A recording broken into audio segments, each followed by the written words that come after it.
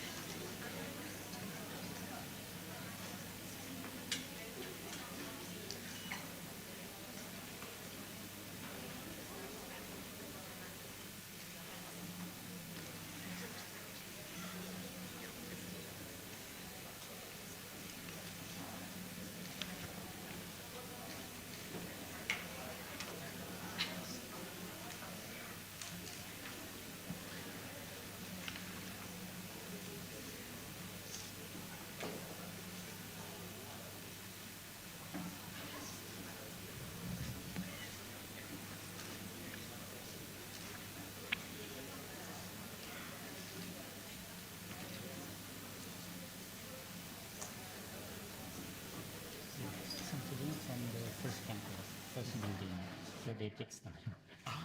So we can wait. I just got the call.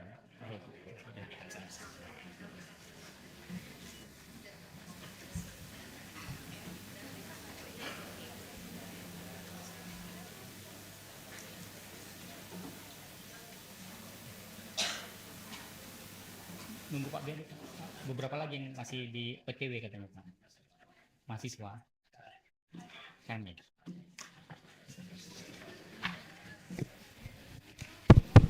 Ya. Bismillahirrahmanirrahim. Assalamualaikum warahmatullahi wabarakatuh. Tabi pun burung merpati terbang kemari, hinggap sebentar di dahan mahoni. Selamat datang Dr. Prabirendra Chaturji yang kami cintai. It is opening pantun, poetry, traditional poetry. Well, today is a second time for our public lecture with Dr. Prabirendra Chaturji, professor from Cardiff University, UK. So, before I again introduce him to the audience, because we have different audiences, yes sir, students, colleagues, and then guests also.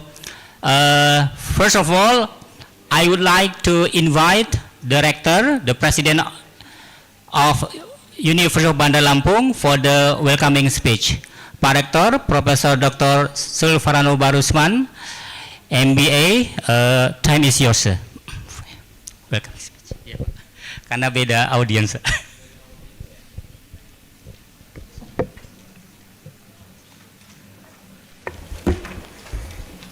Ya, silakan mahasiswa yang baru datang diambil tempatnya.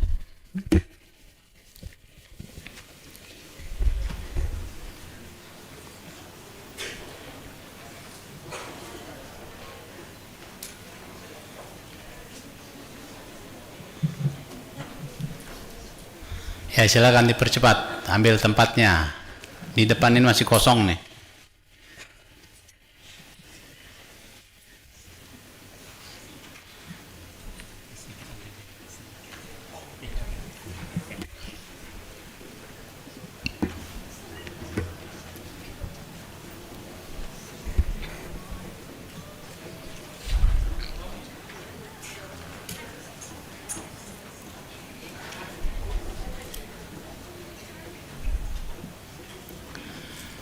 Baik, terima kasih. Assalamualaikum warahmatullahi wabarakatuh. Selamat pagi. Tabi pun. Ya, para mahasiswa yang saya cintai, para dosen yang hadir di sini, especially juga guest lecturer kita dari Bapak Prabhurendra Chatterjee, ya. And moderator Pak Susanto. Syukur alhamdulillah ini hari yang kedua kita di sini dan sepertinya memang different audience ya, different class. Now what we have here is a different audience compared with the day before yesterday. Ini adalah kuliah yang kedua yang mungkin topiknya adalah terkait dengan digital business dan AI strategy. Saya perkenalkan sedikit Pak Prabhurendra Chatterjee. Ini adalah Director dari program Business and Management di Cardiff University. Itu ada di negara bagian atau kerajaan Wales, bagian dari United Kingdom. Jadi kalau belum pernah dengar Wales atau kita sering kenal Inggris ya, Inggris itu hanya bagian kecil dari United Kingdom. Inggris itu kalau kita di sini sebutnya, kalau di sana sebutnya England, ya. Jadi United Kingdom itu ada 4 kerajaan: kerajaan England, kerajaan Wales, Scotland, dan Ireland ya, Northern Ireland, Irlandia Utara. Jadi 4 kerajaan itu disebut dengan United Kingdom. Ya, rajanya sekarang Raja Charles, ya. Tapi mereka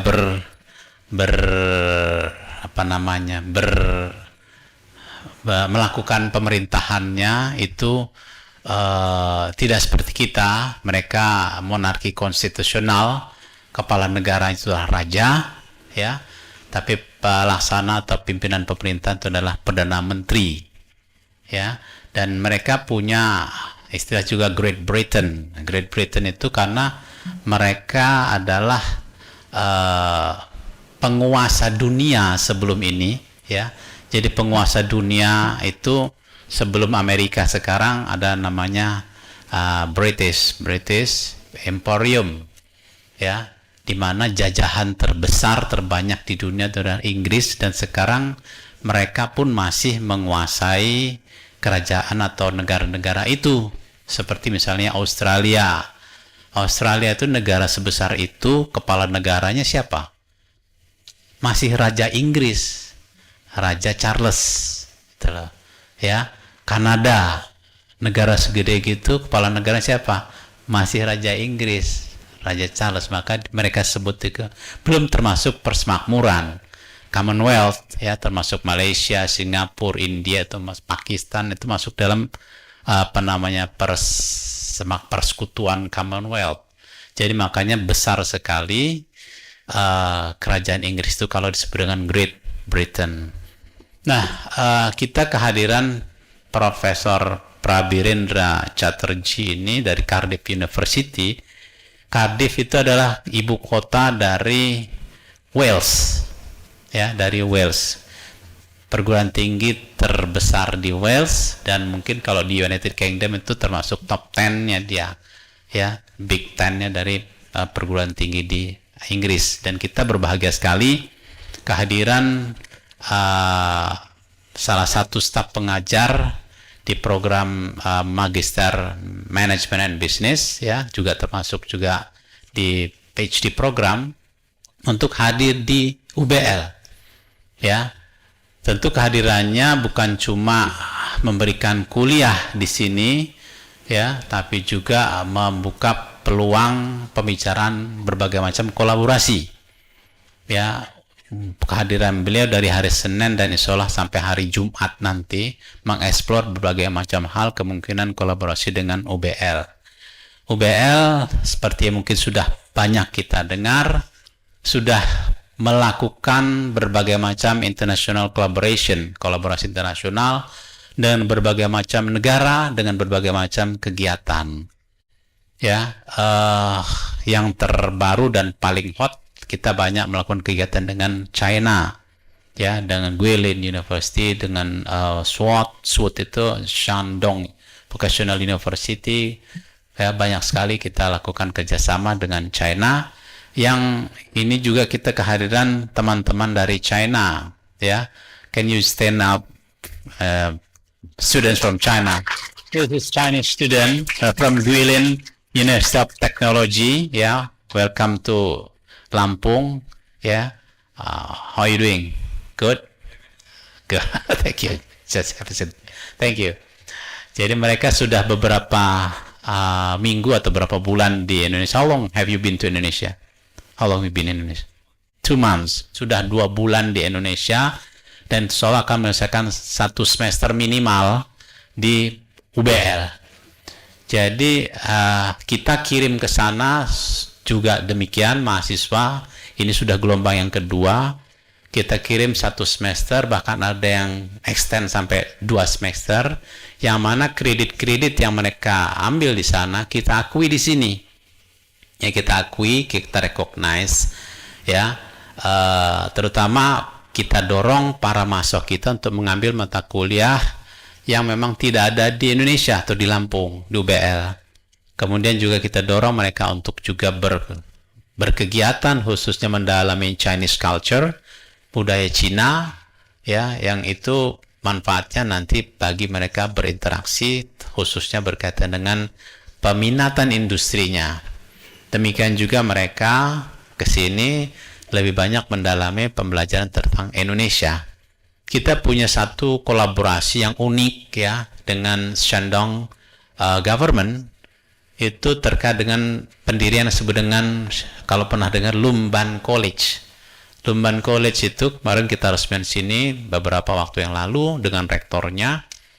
Itu kita kolaborasi untuk menyiapkan hubungan antara Cina dengan Indonesia, ya. Jadi sekarang banyak sekali investasi Cina ke Indonesia, ya. Mereka perlu dijembatani, mereka perlu tenaga kerja Indonesia yang ngerti Chinese way, cara-cara Cina, ya. Demikian juga manajer-manajer mereka tempoh hari sekitar 30-an orang ikut training dan kuliah di sini, ya, China. Mereka diminta manajernya pun mengerti tentang Indonesia. Jadi ini satu pertukaran budaya, kemudian cara-cara kerja, kebiasaan sebagainya, untuk istilah mereka dengan istilahnya share prosperity, ya, kemakmuran bersama. Itu salah satunya. Dengan Jepang kita sudah mungkin tahun ke-10 ini kerjasama, termasuk juga exchange student dan sandwich program, ya, sama. 1 semester, 2 semester sana kita akui mereka di sini. Demikian kita sedang merintis juga dengan Rusia, ya. Ini ada beberapa universitas Rusia yang sudah kerjasama dengan kita untuk kita coba kirimkan mahasiswa kita ke sana dan mereka kirim ke sini. Demikian juga dengan perguruan-perguruan tinggi yang lain, ya. Walaupun di berbagai macam perguruan tinggi ada yang memang kolaborasi terkait dengan research, ya. Misalnya dengan Jerman itu kita dengan GIZ namanya, untuk kolaborasi terkait dengan SDGs program yang ada di Lampung. Ini sudah tahun yang kedua kalau nggak salah, ya, kemudian ada PUM dari Netherlands itu terkait dengan pembinaan UMKM, ya, kemudian Australia, saya pikir cukup banyak. Nah, ini kali ini kita dengan Inggris. Inggris ini juga membuka peluang kerjasama tersebut, dan saya harapkan nanti bagi para mahasiswa juga untuk terbuka, ya, punya growth mindset, punya mindset tumbuh, open, gitu. Jadi jangan cuma kita puas diri dengan kenal pergaulan di sekitar Kedaton aja sini, tapi juga open, global. Kalian kesempatannya masih muda, ini punya kesempatan global yang sangat luas. Baik itu nanti mau berkarir di bisnis, mau berkarir di industri, mau berkarir di profesional, termasuk di bidang politik. Jadi perspektif globalnya itu harus sudah mulai disusun, disiapkan dari sekarang. Ya, ini interaksi-interaksi global seperti ini sangat penting ya untuk bisa kalian memaksimalkan potensinya. Ya, maksimalkan potensinya, dan saya rasa jangan terlalu banyak pertimbangan. Pertimbangan itu yang pertama misalnya, Pak, nggak ada uangnya. Nah, ini paling sering. Jangan bicara biaya, bicaranya investasi. Harus hitung, ya bisa dihitung kok. Kalau kalian lulus nanti mau kerja di mana, ROI-nya berapa. Kalau kalian punya pengalaman ini, dapatnya ROI-nya berapa. ROI itu return on investment. Ya, kalau kalian dapat kompetensi sertifikat dari ini, ROI-nya berapa. Semua bisa dihitung. Ya, toh? Jadi saya mendorong cara pandangnya mahasiswa harus diubah. Jangan sedikit-sedikit terkendala dengan biaya, sedikit dengan ekonomi. Enggak, semua ada solusinya. Semua ada solusinya, yang penting kita mau, kita punya kemauan. Kita punya kemauan kuat, pasti punya solusinya. Mahasiswa kita yang kemarin ikut sudah ada 4 orang yang kita bina melalui program mereka inovasi. Ya, mereka sekarang ada di Rusia. Ya, sedang melanjutkan pendidikan S2-nya, kita sekolahkan, dan semua atas beasiswa dari pemerintah Rusia yang kita bantu untuk mendapatkan beasiswanya. Belum lagi dosen, dan demikian juga mahasiswa yang sedang sekolah di S3 di Jepang, sampai S3 itu bisa kita carikan beasiswanya. Nah, termasuk juga program student exchange seperti ini. Kemarin anak KIP itu dalam tanda kutip, mohon maafnya kan, masalahnya biasanya bidang ekonomi. Ya, kendala ekonomi. Tapi kok bisa ikut student exchange studies program ke Cina? Gitu loh. Artinya dia sudah punya growth mindset. Ya, kalau hitung-hitungannya sama. Di sana mereka nggak bayar UKT lagi, cuma bayar makan doang. Dormitory, tempat tinggal udah ditanggung. Gitu loh. Jadi ini kesempatan buat para mahasiswa nanti bisa lakukan banyak hal. Demikian juga kemungkinan potensi kita nanti kerjasama dengan Inggris untuk kalian bisa juga melakukan mencoba gitu ya program-program seperti itu. Termasuk bukan cuma mahasiswa 1, S2 juga saya dorong, S3 juga saya dorong. Ya, lakukan riset di sana mungkin 1 bulan, 2 bulan, belajar mungkin library atau studi pustaka dan sebagainya. Ya, jadi itu penting. I just motivating them to have a growth mindset. Yeah, to open globally, and this is very important for them to reach and to explore their potential. So it's not just satisfied with this achievement in locally, but also they have to be very ambitious to be a global citizen. Saya pikir itu ya, nanti ada kuliah dari Prof. Chatterjee. Saya minta bisa partisipasi aktif ya, digali ilmunya, jangan takut nggak bisa bahasa Inggris, dia juga orang India gitu. Kalau nggak bisa bahasa Inggris pakai bahasa India boleh ya, atau pakai bahasa Indonesia nanti diterjemahkan oleh Pak Susanto ya. Baik, terima kasih. Assalamualaikum warahmatullahi wabarakatuh. Ya, tepuk tangan ya. Thank you very much, Professor Dr. M. Yusuf Sulfarano Barusman, MBA, the President of University of Bandar Lampung, for the wonderful welcoming speech, very inspiring and motivating us, yeah, to think globally and to be active, yeah. Right. As usual, I would like to introduce our lecturer, bisa ditampilin? Tampilkan. Okay. Professor with us now, beside me, Professor Dr. Prabirendra Chatterjee, yeah.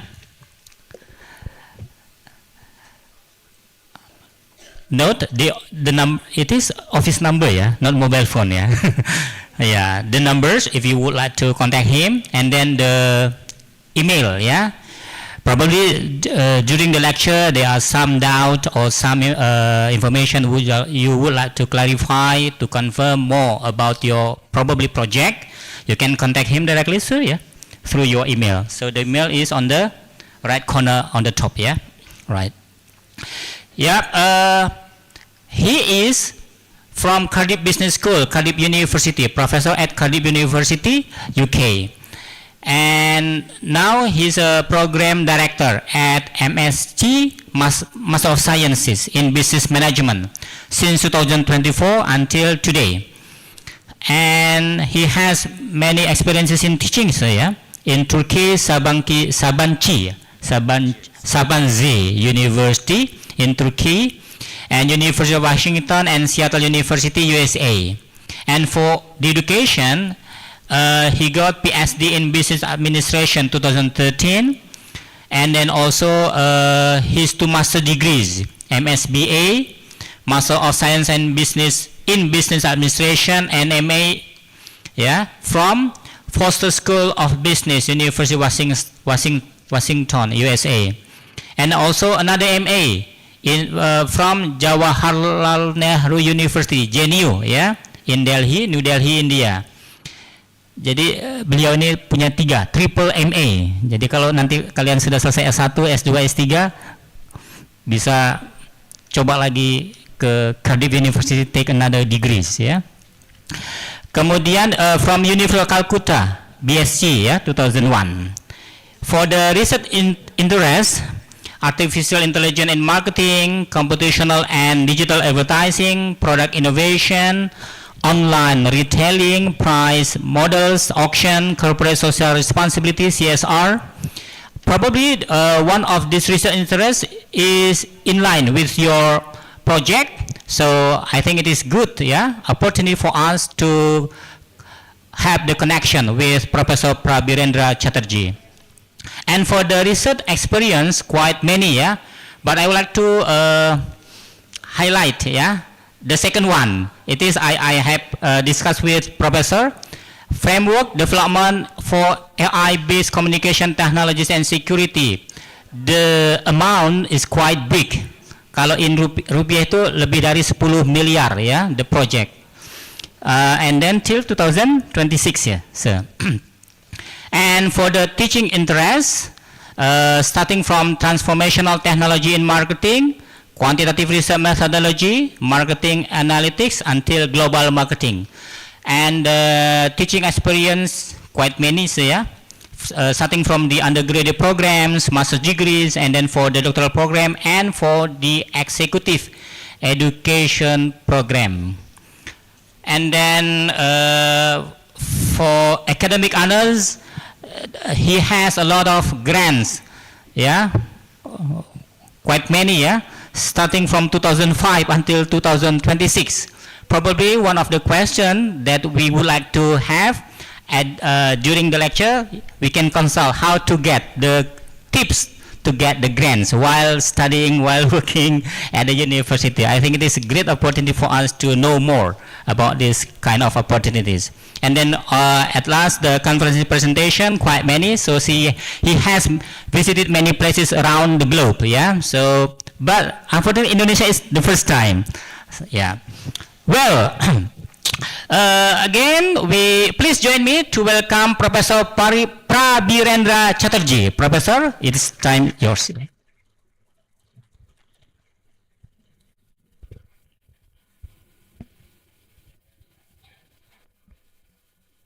Selamat siang. Tabik pun. Ni hao. Unfortunately, that's all I know about Bahasa Indonesian, the local language from Lampung.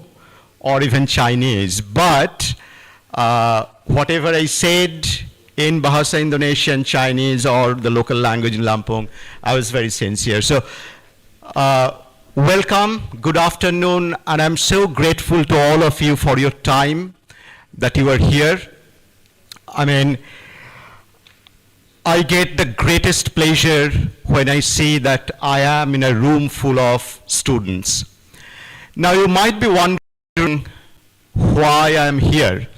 Okay.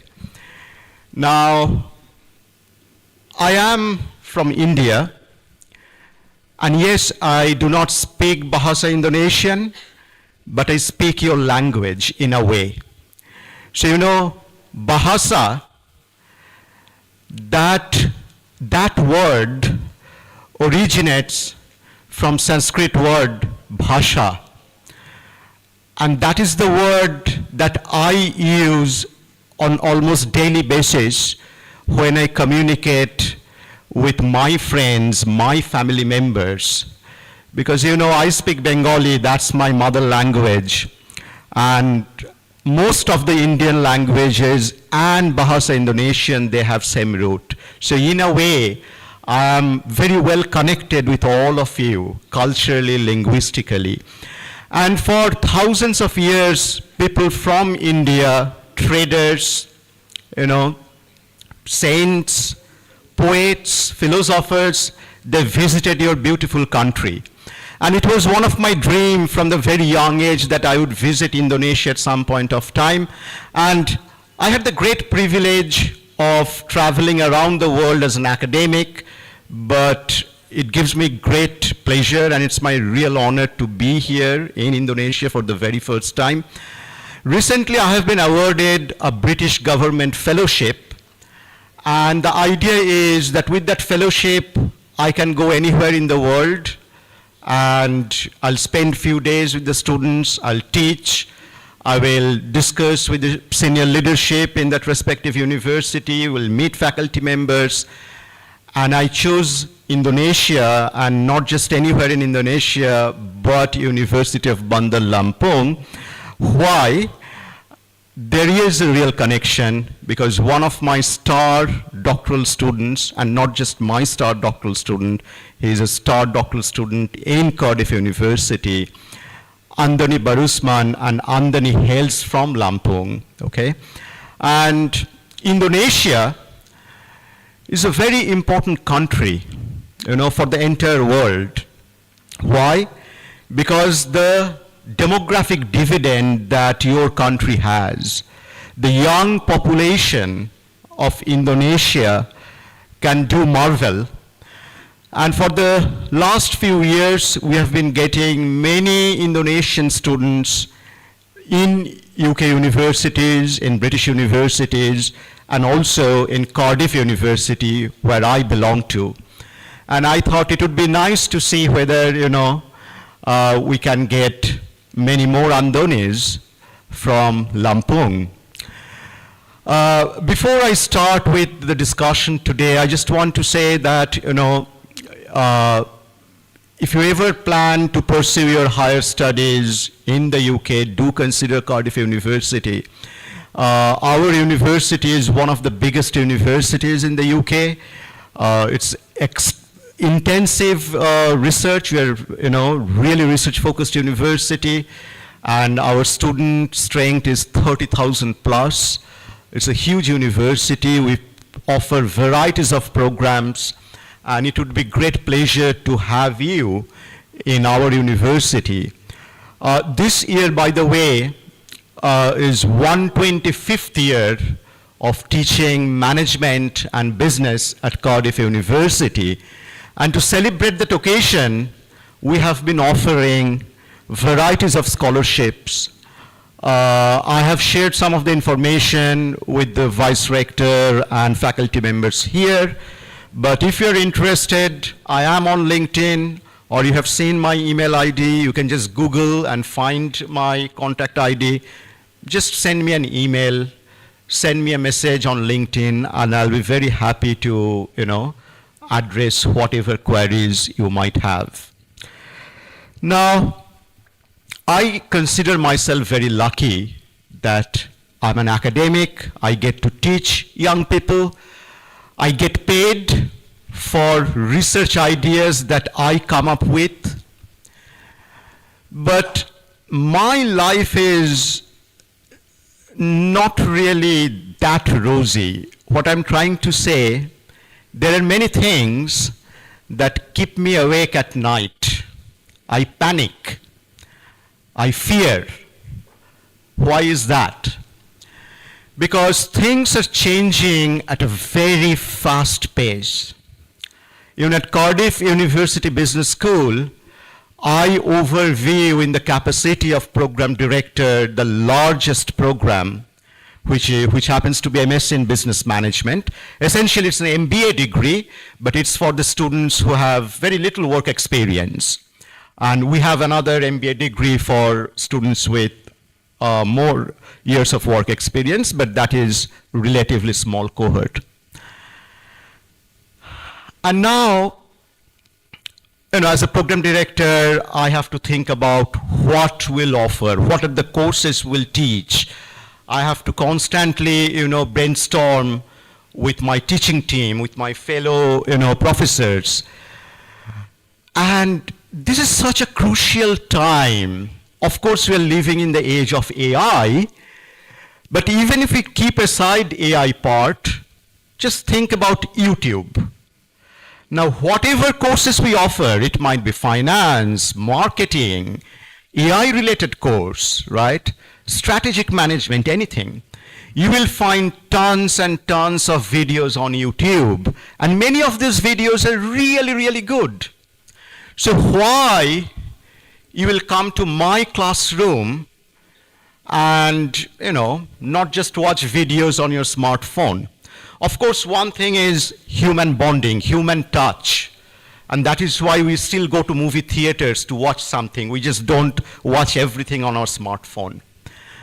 But still, we need to provide you something very concrete so that you know that even in 2026, it's very important that that we go to universities, we attend lectures. And I can tell you, that's a question that keeps me awake at night. It's not a very easy thing to address it. Of course, we have our own ideas, but I always want to listen from my students and you. And I know University of Bandar Lampung is a very entrepreneurial university. This university emphasizes, focuses a lot on innovation. And my research area is also innovation. And in recent times, I have been working on AI-related innovation. So I thought when I'm coming to University of Bandar Lampung, maybe the lecture that we'll give, it will be related to AI-based innovation. And yesterday, a different group of students, your fellow students, they attended my lecture. And I asked them certain questions. So I did a Mentimeter survey, and I'll soon show you the results from the survey. They are very, very insightful. Why, you will see it in a minute. Now, the lecture today will not be one-sided lecture. We will continue until 4 p.m. And the first half of that lecture would be a little bit of theoretical discussion. We'll be talking about innovations, and there have been many smart, really cerebral, intelligent people who have been telling us how different innovations, how not all innovations are same, they are different. In what aspects, okay? So we need to listen to them because they are the thinkers. And I'll show you what the existing literature suggests, why we know that not all innovations are same. And it's important as a consumer, as a manager, right? Because you need to know that whether you are contributing marginally or substantially. Now, marginal contribution is fine. It doesn't mean it's bad. But marginal contribution and substantial contributions comes with different types of reward and different type of risk. So if you're an entrepreneur, and because you're studying in University of Bandar Lampung, most of you have that entrepreneurial spirit, you need to know what sort of innovation I'm going with, right? So we will have a bit of theoretical discussion, but in the second half, it will be very experiential in the sense I will be asking you to do something. You will be discussing with your fellow, audience members here, and together we'll come up with some concrete insight. Okay? So, without further ado, let me start, and let me show you some of the survey results, some of the very basic questions that I asked your fellow students yesterday. Can you please go to the first slide?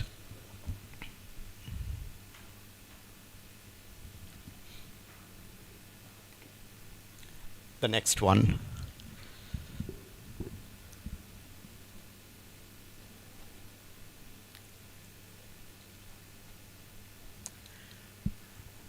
So the very first question that I asked them, when it comes to this phrase, AI in business, what does it mean?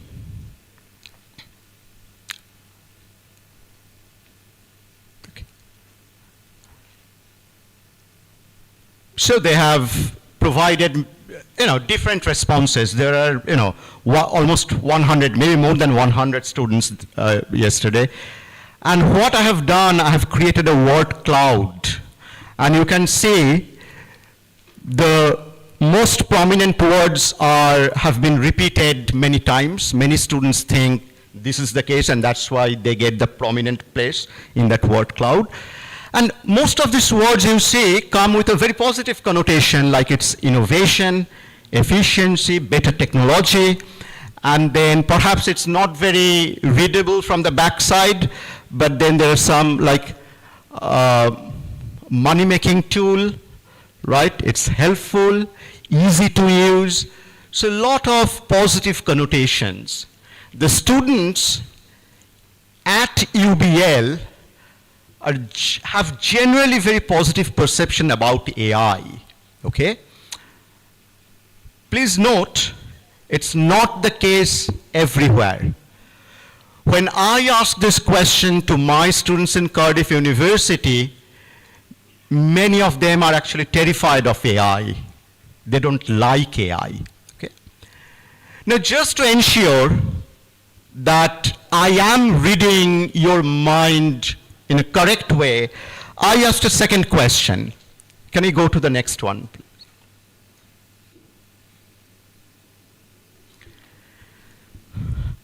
I asked them, rate this statement. AI will create more opportunities than threats for young professionals. And I provided them a scale from 0 to 10. 0 means they completely disagree with the statement. They think AI will create more threats. If it's a 10, then they believe AI will create absolute opportunities and no threat. And you can see the average rating is 7.7. So that means most of them believe AI will create substantial opportunities relative to the threats they will create. So indeed, the students in UBL believe that AI will be much better. AI comes with positive perception. AI will help us. And then I asked them, in the context of Indonesia, which sector do you think will be dramatically changed because of AI-related innovations in the near future? And see what they have suggested. Can you please move on to the next slide?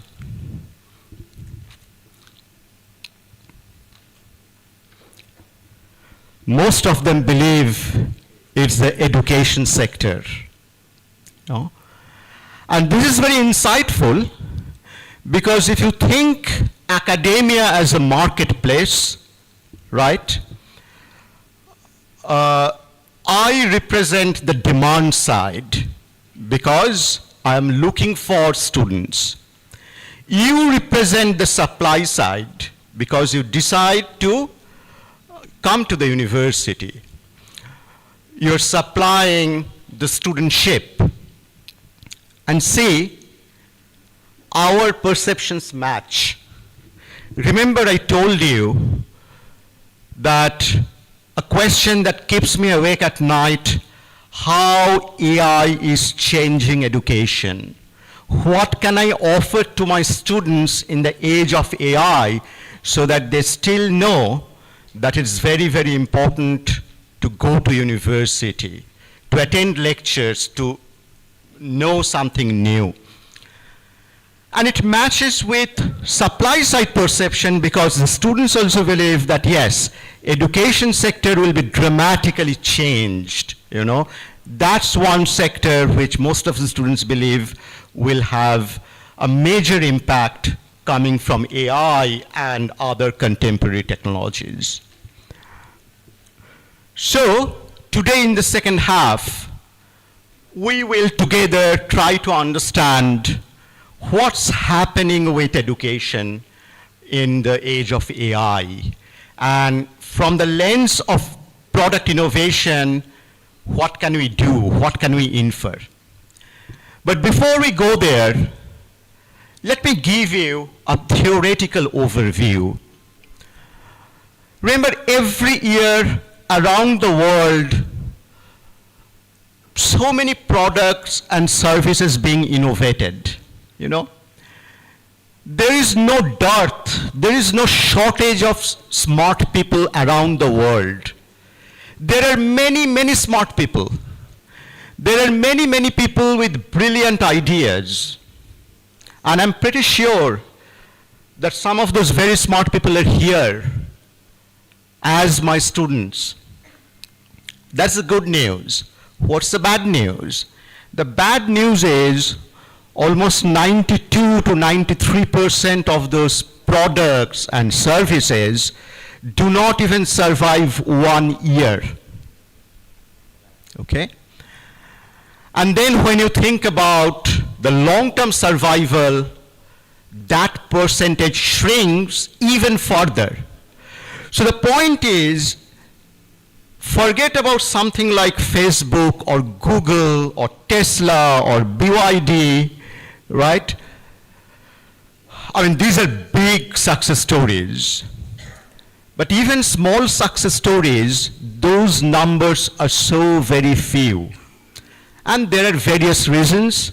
I can lecture you why that happens for one semester. I'm not going to do that today.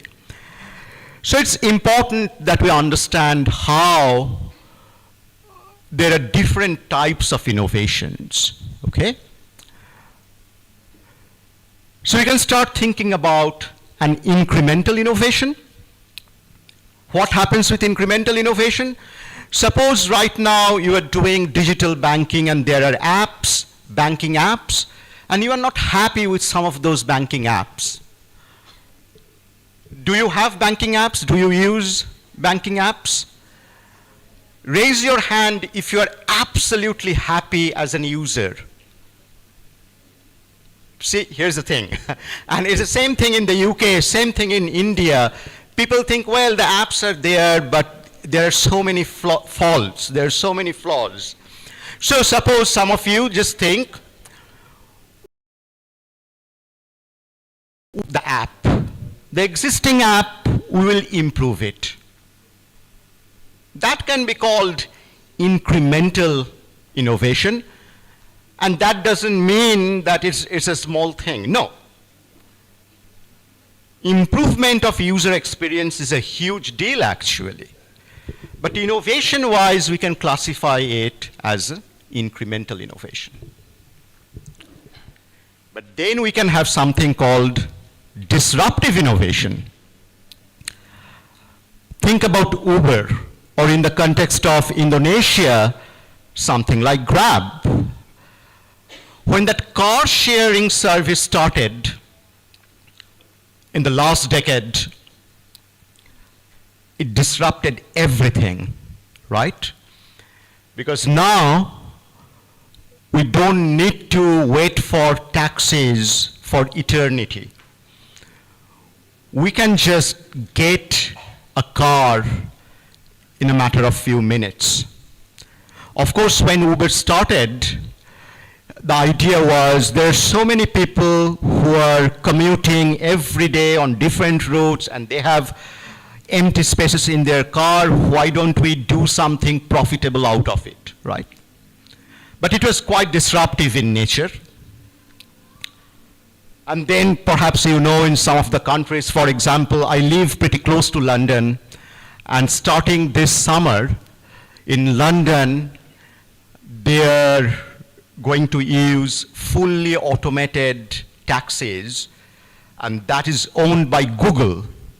And as you can imagine, the traditional cab drivers, traditional taxi drivers in London, they're terrified for valid reasons.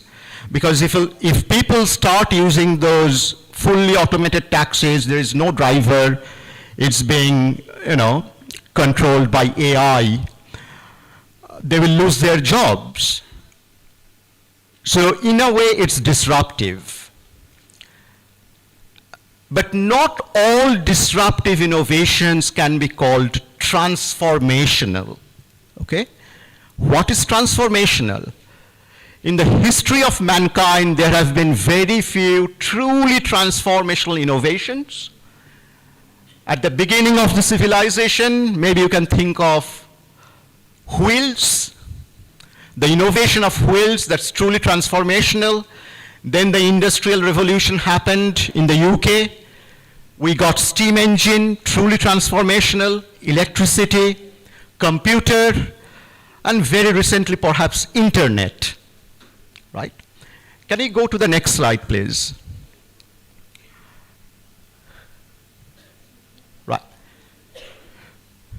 So incremental innovation, disruptive innovation, transformational innovation, and again, do not think that incremental innovation, it's a small feat, and transformational means that's the real deal. Nothing like that. You can help millions of people with incremental innovation. These are different categories. But we really need to understand that what makes an innovation truly transformational. Because one of the questions that we'll be addressing today as a group, collectively, is AI in its current form a truly transformational innovation? Now, one of the great management thinkers from 20th century is from 1930s. His name is Joseph Schumpeter, an Austrian economist, come management thinker, who gave this idea that any truly transformational innovation must follow the path of creative destruction. What would happen in that path? It will destroy the old model, the old establishment completely. But it will not stop there. It will create new opportunities. If you think of the latest transformational innovation where all of us, all the human beings kind of have a consensus that this is truly transformational, that would be internet. Internet ruined a lot of businesses, right? But internet also created a lot of new opportunities. Can you think of one opportunity? Can you think of one industry which did not exist before internet came in?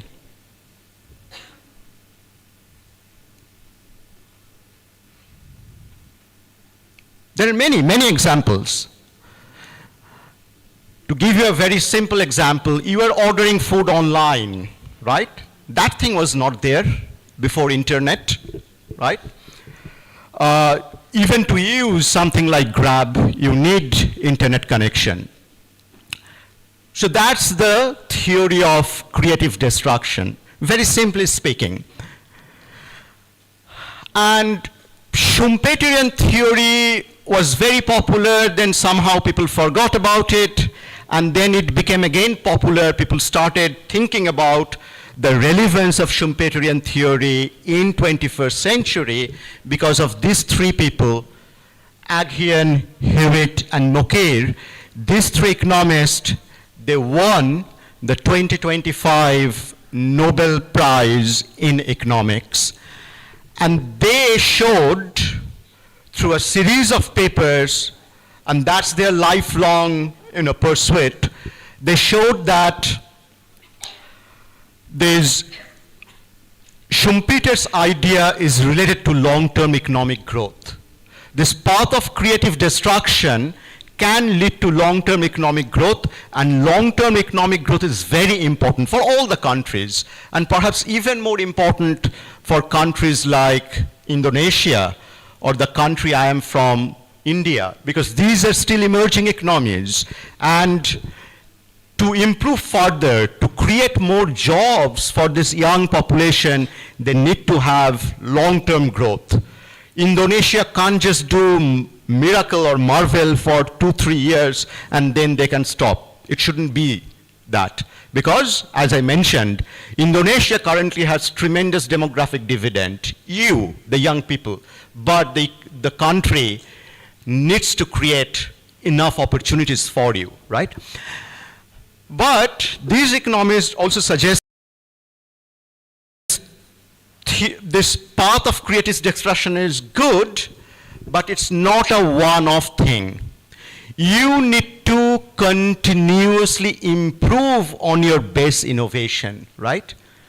So innovation is not just a one-off thing. Oh, I invented whale, I invented electricity, and that's it. No. Maybe it used to be the case, but now, if you have created AI, if you have created ChatGPT, and you believe it would be truly transformational, then you have to keep improving it. You need to keep, innovating it. That's the idea. Can we go to the next slide, please?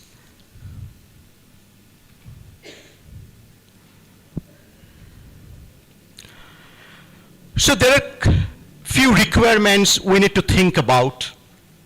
One thing is, one of the first requirement for being disruptive, and every transformational innovation must be disruptive at the first place, is that this innovation should reach all corners of the market. Ideally, it should start at the lower end of the market, and that's how you make the disruption. The incumbents, the old entrepreneurs, the old model will get disrupted only when you can start at the very low end of the market. So you provide something new, but at a very cheap, price. But, different entrepreneurs follow different paths, but one goal is certain: you need to reach all corners of the market. And innovation cannot be truly transformational if it's in the reach of only few people. Now, there is a huge debate going on whether these Gen AI tools like ChatGPT, Claude, and maybe Bianca. Do you know what is Bianca? Well, just today I learned that your university is working on this university-specific chatbot, LLM, like ChatGPT, and that name is Bianca, and I was mighty impressed with that. And again, I'll just take 1 second, I'll digress. See, I'm from India. I spent a decade in the United States for teaching, research. I spent some years in Istanbul. Now I am in the UK for many years, and I have traveled all around the world. With certain degree of confidence, I can tell you, you should be very proud of your university, okay? It might be a small university, but the entrepreneurial focus is tremendous, honestly, okay? So you should be very proud of that. Now, going back to the discussion, think about ChatGPT. Again, we can have a debate, but has ChatGPT reached all corners of the market? Absolutely yes. Because if you have some internet connection, you can go to ChatGPT and you can ask any question that you want to. Of course, to keep asking questions, you might need a pro subscription. That's a different thing. But it's costless, and you can use it to get answer for certain queries on daily basis. Okay? Can we move on to the next slide, please? And then Schumpeter and the thinkers that came after Schumpeter, but who were tremendously inspired by Schumpeter, they told us that a truly transformational innovation should have some of these traits, some of this characteristic. What is it? For example, it should lead to widespread complementarity. If an innovation is truly transformational, it should lead to many, many secondary innovations. Again, think about internet. And because internet came, there have been so many different innovations, right? If you think about the revolution of mobile app wouldn't have happened if there were not smartphones. Smartphones wouldn't have happened if there were no internet, right? So this widespread complementarity is very important.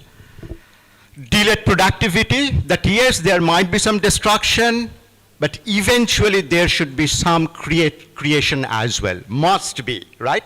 If AI keeps destructing for long term, then of course the question would arise, is it truly a transformational innovation?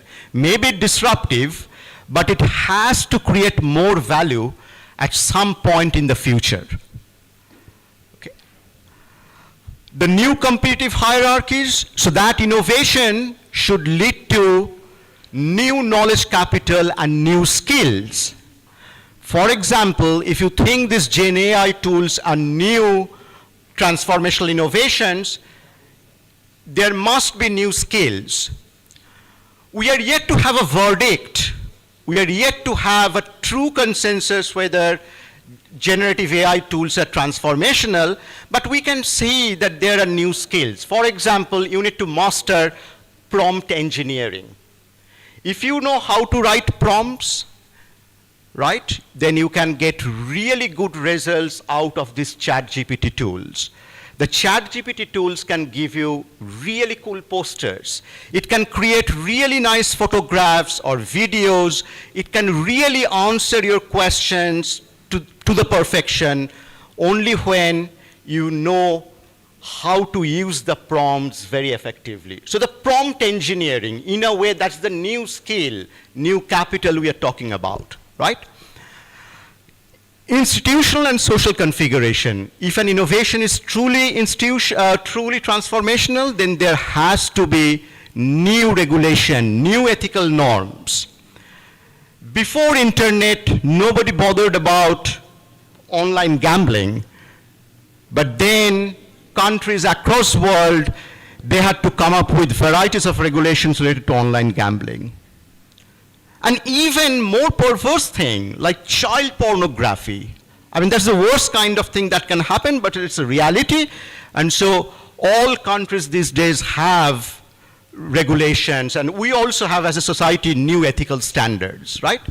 This wouldn't have happened if the internet was not there. And then feedback loop. What is feedback loop? That innovation happens, the users give feedback, and that innovations get better and better and better, okay?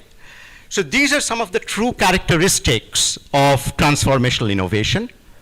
The next question arises, do you really need to be the first mover? Does OpenAI have tremendous advantage because they launch ChatGPT, the generative AI tool, first?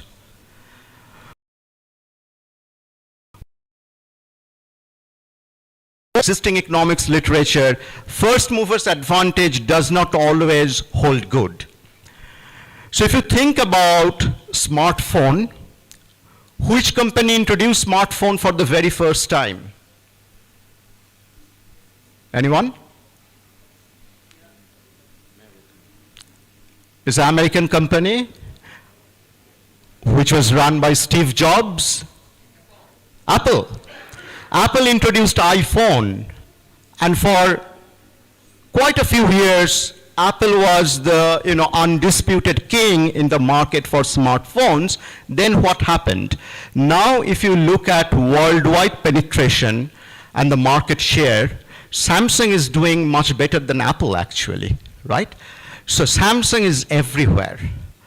You go to India, Samsung provides, 30 different smartphones to cater varieties of demographic segments.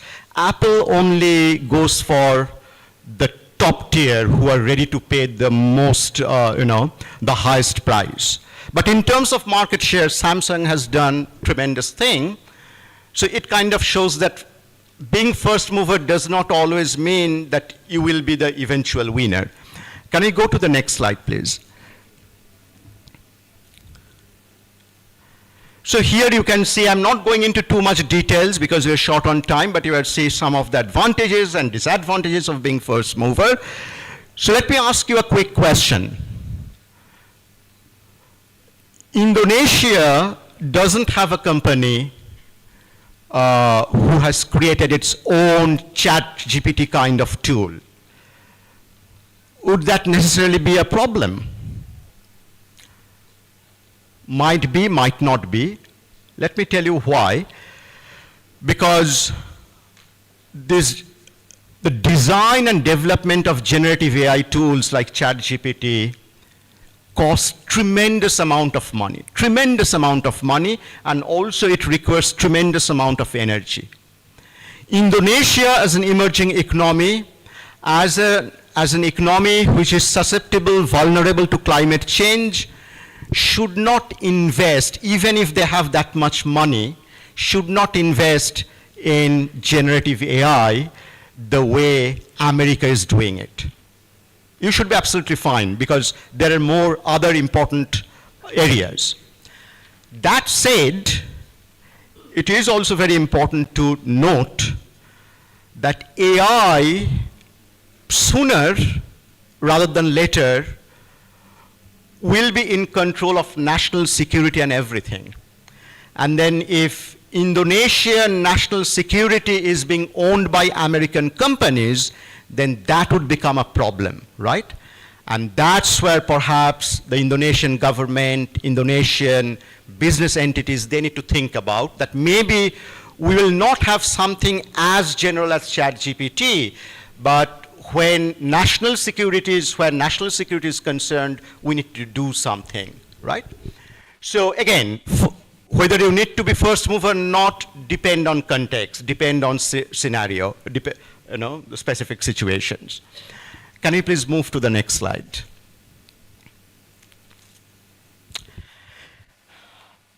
And we are living in an era where things are changing so fast, and it's affecting us all the time. As an academic, it's affecting me all the time. How? Because I try to understand an industry, I try to understand the problem, then I do my research, I write a paper, I send it to a journal, then that paper goes through 2-3 rounds of revision. If I'm lucky, then it will get published. If I'm looking at a top journal like Management Science, it can easily take 3-4 years. By the time the paper gets published, that industry might not exist. The industry has moved on, right? And so that paper, that research output would not have any value. So what I'm trying to convey here, life is very challenging. Life in 21st century creating varieties of opportunities, but it's changing. This rapid transformation is happening at such a fast pace, it's mind-boggling. And that means we academic don't have much of these dynamic capabilities, but you, the future entrepreneurs and managers, at least know that you are supposed to have some of these dynamic capabilities. What are those? Sensing, seizing, and transforming. You need to sense. As a really good entrepreneur, you need to sense in which direction the country will go to. new opportunities.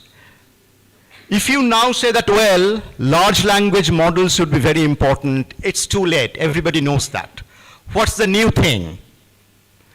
If you say quantum computer, maybe even then you are already a bit late.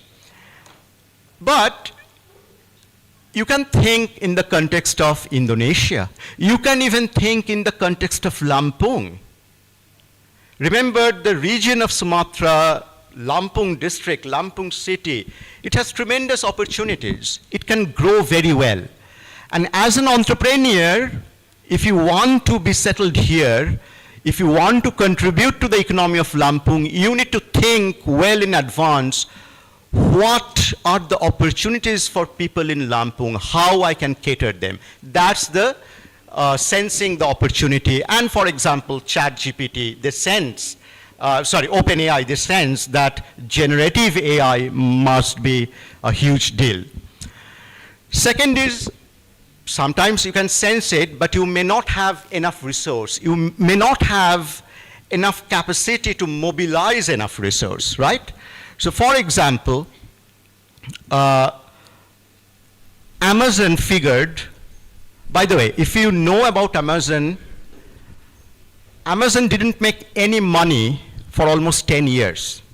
And yet, the investor kept investing in Amazon because they sensed Amazon will be doing wonderful things. And then Amazon, as you know, it became a retail champion, retail powerhouse. But Amazon knew just the retailing, just surviving on retailing wouldn't help them. They can't survive. So what Amazon did? Now, bulk of their revenue come from cloud computing, you know. Their cloud servers are being rented by, you know, thousands and thousands of companies worldwide. So Amazon was intelligent enough to mobilize resources well in advance so that they can create a cloud infrastructure, and very few companies could do that. Microsoft, for example, now they have this AI Copilot. Very few companies could mobilize resources. And then you need to transform things. And I think the best example for transforming things is Netflix. Netflix started as a business where you could go to like a box and you can rent the DVD out of that box. Then what did they do? They started sending DVDs by post. Then they started streaming. Then they started creating their own content, because now if you go to Netflix, so many movies and TV series are being produced by Netflix, right? And now they're doing something else. Now you can go to Netflix and you can play games, because gaming is a huge industry in many countries. So Netflix keep transforming things, right? And that is called dynamic capabilities. So for a truly transformational innovation, ideally some of these dynamic capabilities must be there. Okay, can we move to the next slide?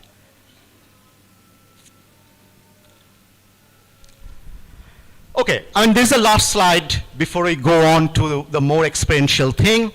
Also, you need to know, because, you know, you as an entrepreneur will not be acting alone. There will be stiff competition. Competition is part of our everyday life.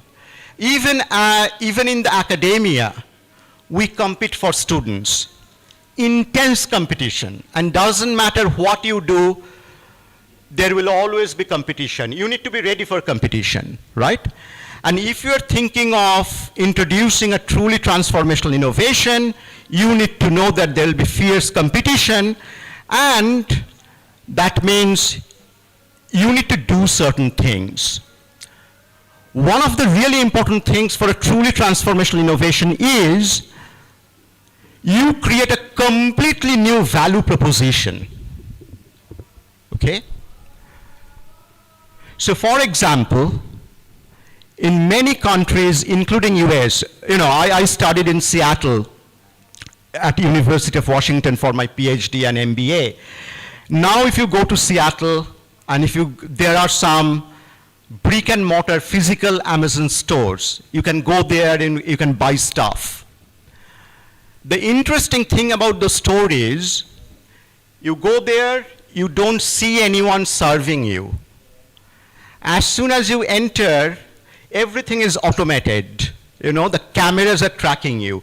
You just take the things from the shelves, you scan it, you pay, and you leave. And there are ways to ensure that no one will cheat, there will be no thieves, okay? Now what Amazon is saying, it's not retail anymore. Their completely new value proposition is that we are saving times for consumers. If you think about the modern, the contemporary healthcare system, earlier the healthcare system, the value proposition was, we are treating patients, we are curing you. Now, the new value proposition is, we are ensuring that you will not be ill. We want to ensure that there will be no need to treat you, okay? So that's the new value proposition, and that's the thing. If you are truly transformational, if you have something that's truly transformational, it must create a completely new value proposition. You just cannot say that, okay, I'm doing retailing slightly better. I'm doing retailing really better than my competitors. That's not new value proposition. It has to offer something completely different, completely significant, right? We discussed about first movers advantage, and then it's really important to think about data. You collect as much data as possible, as much feedback as possible from the users, right? So innovation is not the end of the story, that's just the beginning of the story, right? You create as much feedback, data, and then you keep improvising, innovating. All right. I'll stop here, this theoretical discussion, and now I have a task for you, okay? Can we go to the first Mentimeter link?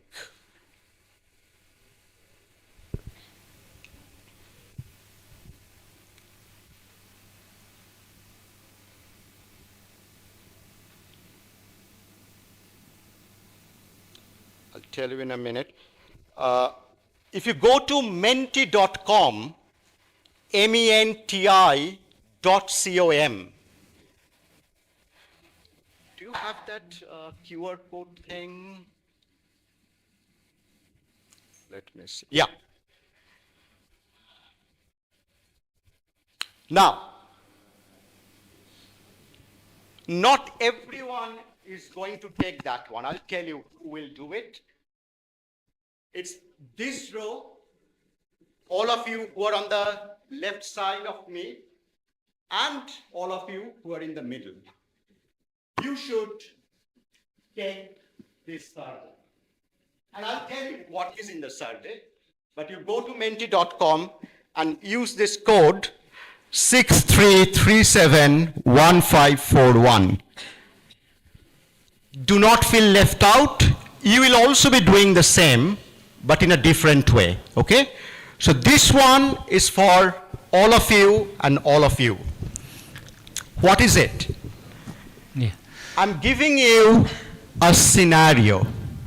What is this scenario? I'll read it out for you. Oke ya, kelompok kiri saya dan tengah ke menti.com. Kalau yang kelompok kanan, tahan dulu ya, nanti ada kesempatannya. Sudah ke menti.com, ada it is particular code. Yeah, this code. And this is just for you guys, not you. Ya. Okay? Jadi sebelah kiri saya dan tengah ke menti.com yang di depan ya. Oke, sudah? Oke. Now, so let me give you the story. What is it? We are thinking about an university, which is a traditional university, relies on traditional types of lectures, assessments, and suddenly they're facing a very credible threat. What is that threat?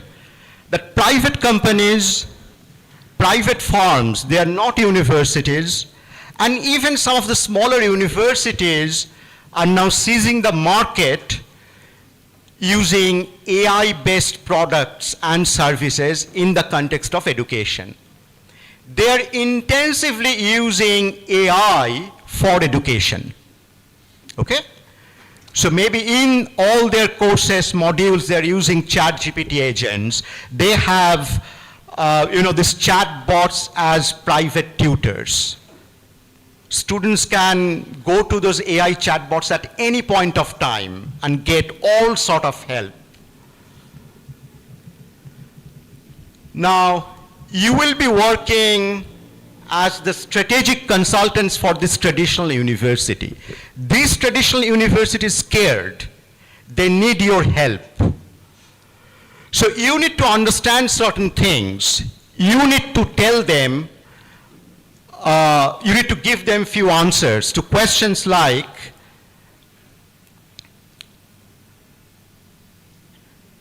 this disruption, is it incremental, disruptive, or transformational? Because depending on your answer, the help that you will provide to the university will be different. What is getting destroyed? Is there any new value proposition emerging from AI-based education practices? Right? Is there any first mover advantage here? Suppose there are only private firms are providing this, not any university. But if this traditional university becomes the first mover in terms of providing AI-based education, will there be any, help? What dynamic capabilities this traditional university need? So I want you to answer these questions, but you just don't do it alone, because here you need collective insight. So I want you to discuss with your friends who are sitting right beside you. Don't take this survey alone. Have a discussion. Try to understand the scenario and then, analyze it. So, you will be answering this question just on the basis of your own idea and the idea you are getting from the people who are sitting right beside you. You do a group discussion and you answer that. Now for you guys, I have the same survey, but you will take it not with them. Can we go to the other survey, please? It's essentially the same survey, but it comes with, but you will take it, separately. So again, go to menti.com, and here is the QR code, 59816918. Ya, ini untuk kelompok sebelah kanan ya, menti.com-nya yang ini. So this is just for you guys. What's the difference? Because they will be just relying to answer these questions, they will be just relying on their insights and their friends' insight. To answer these questions, you will be relying on your own insight and AI. Okay? So, to help you, I have created a special ChatGPT agent. I have trained ChatGPT agent with the relevant materials. Everything that I explained so far, this ChatGPT agent knows the stuff. This ChatGPT agent knows about first movers advantage, dynamic capabilities, everything, right? So, let's go to the ChatGPT link, the specific ChatGPT link. If you can show them the QR code for this one. It's the same as yesterday. Okay. If you can scan the QR code, it will take you to the specific ChatGPT agent that I developed just for the UBL students. I don't want any group discussion to happen here. I always prefer to have group discussion, but just to see, just to compare things, I want you to think about it on your own and ask ChatGPT, and then ask ChatGPT the relevant questions, and then take the survey. Is it clear what I'm saying? Yeah? Okay, fantastic. So, let's do it for maybe 15 minutes, 20 minutes, and then for the last 10 minutes or so, we will show you the results. I mean, I'll ask some of you to answer this, and then we'll have collective discussion, okay? So let's do it for the next 15, 20 minutes. And from these two areas, I want to hear a lot of discussion. Right now, you're very silent, so Yeah. please have discussion with each other. Yeah. Because remember, in order to improve AI, in order to tackle AI, we need to rely on collective insight. So it's very important that you discuss with each other. I honestly believe that, okay? So do discuss. Ya, oke, kita punya waktu 10 sampai 15 menit ya. Kelompok kiri ini menjawab survei tetapi tidak dengan ChatGPT, tapi tanya dengan teman sebelah. Ya. Kemudian yang kelompok tengah apa jawabannya? Ya, tidak dengan ChatGPT. Berbeda dengan kelompok yang kanan. Yang kanan menjawab surveinya dengan ChatGPT. Tapi ChatGPT bukan yang umum, tapi yang ada di sini, yang sudah didesain untuk kuliah umum kita. Sudah beliau desain specific for our public lecture, for the students. Ya, bukan ChatGPT yang umum ya, tapi ChatGPT yang ada di sini tadi.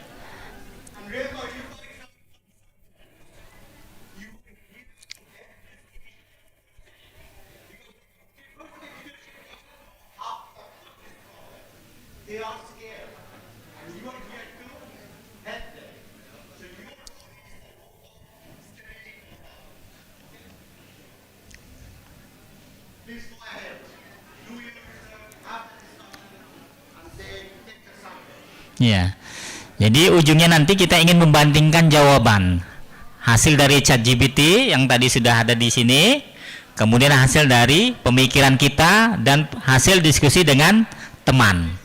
Ya, siap-siap nanti ya, Mr. Cucus ya. Get ready.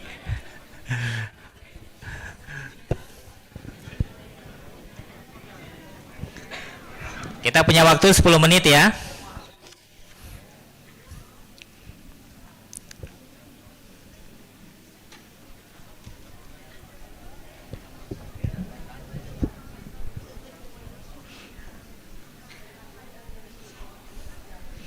Tadi diingatkan tadi ya oleh Profesor Chatterjee, kelompok yang diskusi tadi dengan teman dan pendapat sendiri nanti akan banyak pembahasan dari kelompok ini nanti.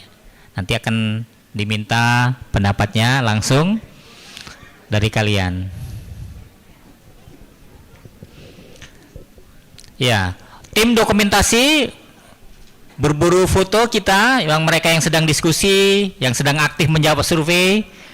Tim dokumentasi kita.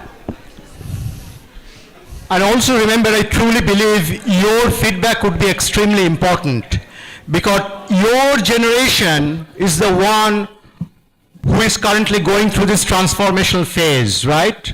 All over the world, the universities are now thinking about how to incorporate AI. Now, as a consumer, how do you see it? How can we help you? So this feedback are not just, useless feedback. These are very real feedback. We can learn something really concrete from you. And then I can implement some of these changes back in my university, and also the leadership here can implement some of these ideas here at University of Bandar Lampung. So please do take the survey very seriously and give us your feedback as much as possible.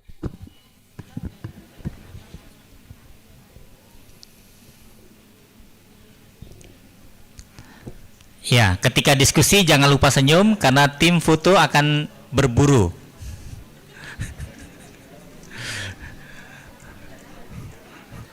Tapi fokus sama diskusinya ya, jangan sama fotonya.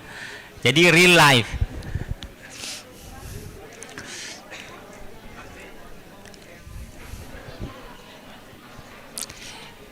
How many questions in the survey, sir? Oh ya, hanya ada 5 ya. 5 pertanyaan dalam survei dijawab dengan serius karena dari pandangan kita sebagai pengguna ini akan sangat membantu ya.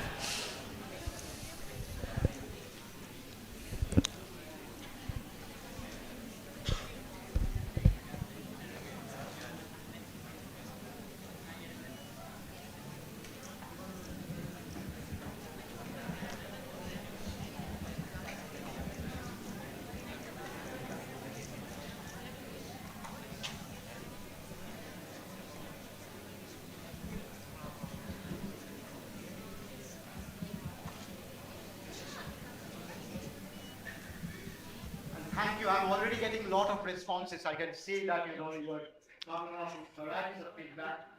Really appreciate that. Thank you.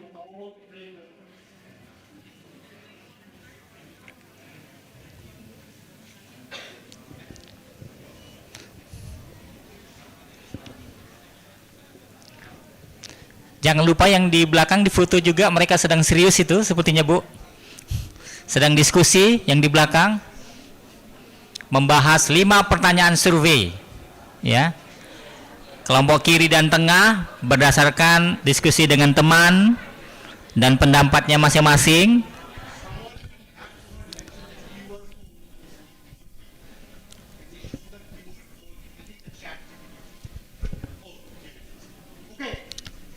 From your side, someone mentioned you want to be smart working. Yes, chat GPT QR code. So here is the chat GPT QR code. Just try one more time. You should be able to use the chat GPT.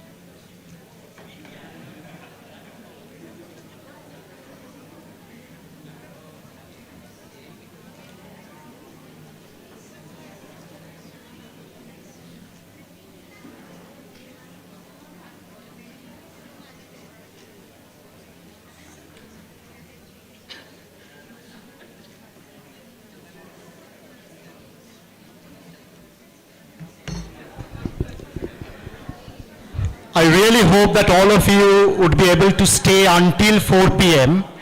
because the response that I'm getting is really insightful, and I can't wait to share this with you. These are very different responses coming from this cohort and that cohort, okay? So please stay until the end. I would really like to share the feedback with all of you.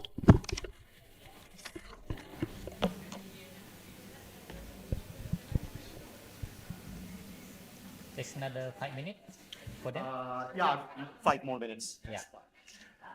Kita tunggu ya 5 menit lagi dengan 5 pertanyaan survei.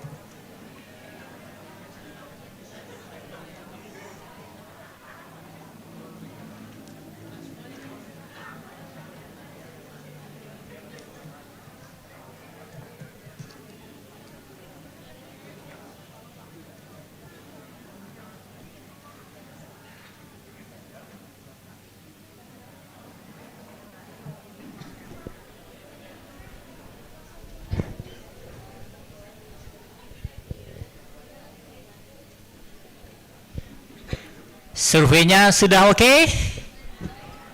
Sudah. Is done? Sudah ya? Anyone needs more time? Perlu waktu No. lagi? Sudah cukup? Oke.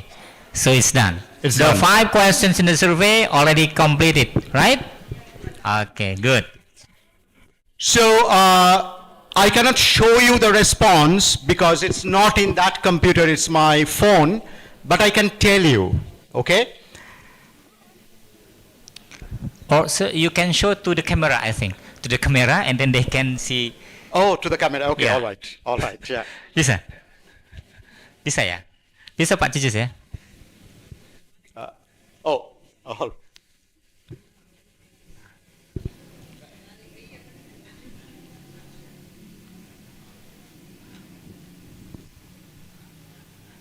Bisa kelihatan? Ya. Oke. Nah, ini hasil jawaban kita untuk survei tadi. Ya, kelompok kiri dan kanan berdasarkan question apa tadi? Pendapat pribadi dan diskusi. Yang kanan khusus jawaban dari ChatGPT yang sudah didesain. So, I think it would be better if I actually explain. So the first question was, is it incremental innovation, transformational innovation? And there's slight variation, but I'll tell you what most of the people think. Most of the people from these two cohorts, and you guys didn't use ChatGPT, most of you believe this is truly transformational. What about this cohort? Most of them believe it's incremental. Okay? So when we are relying on only human intelligence, our collective intelligence, the verdict is what's happening in this AI-based education sector is truly transformational. On the other hand, when we are working with AI, it's telling us that most likely it's incremental. See the difference. When we are relying on complete human intelligence, we believe it's truly transformational. But when we are relying on artificial intelligence, it's telling us it's incremental. And that's not, I mean, it is surprising perhaps, prima facie at a glance, but it's not that surprising.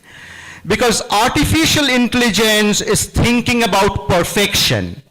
And from that perspective, AI is telling us, yes, there are certain elements, but it's really incremental at this stage. It's not transformational enough. But for us, whatever is happening at that AI space is quite overwhelming. Okay? Now, of course, there is much more to discuss here, much more to brainstorm. We don't have enough time.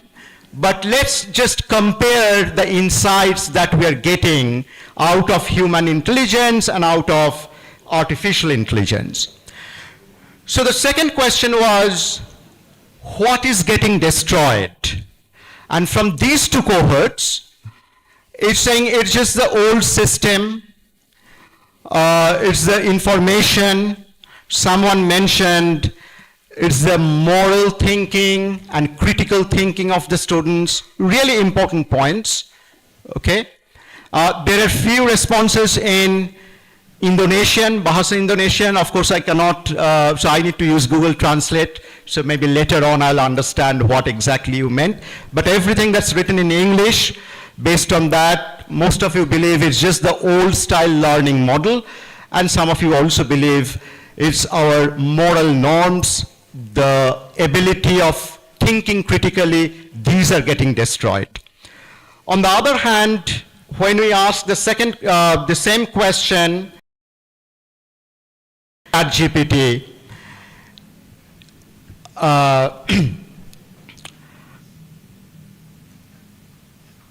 it's giving us much more precise answer, okay?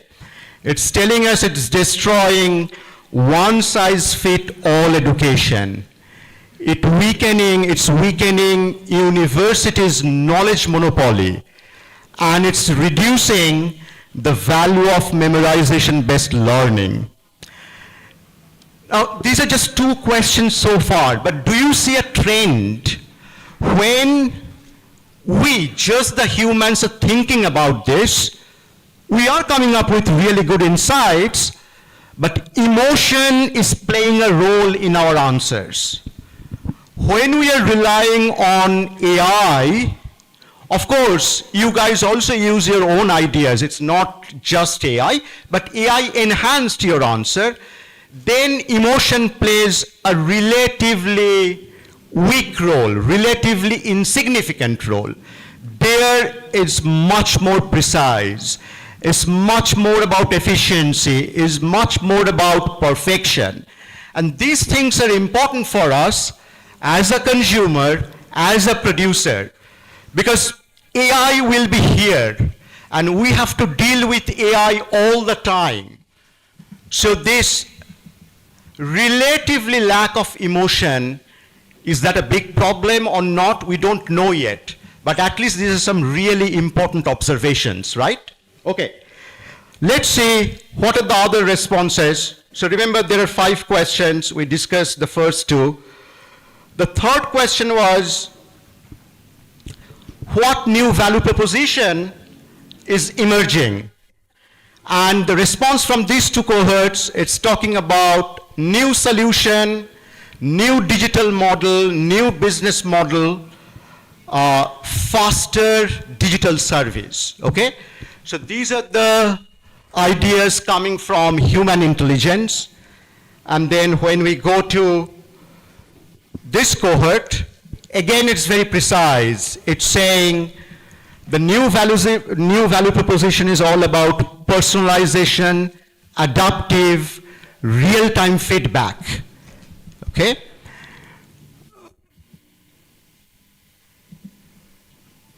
And completely new way of delivering value to customers, business, society. Okay. So remember, the human intelligence kind of guessed it, but not fully captured it. The human intelligence is suggesting, yes, there will be a new value proposition. So there is one similarity. All of you agreed that, yes, there is a new value proposition. You guys nailed it, but you were not very specific. You mentioned there will be a new business model, new learning model, okay? Overall, some of you got it in the precise form, but on average, you got it, but not in a very precise form. Those who took help of AI, they gave much precise answer. New business model, yes. New digital model, yes. But in what form?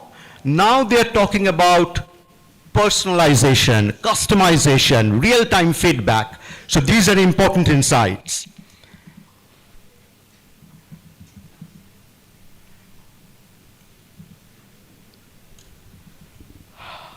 Does first mover advantage matter here? And I think,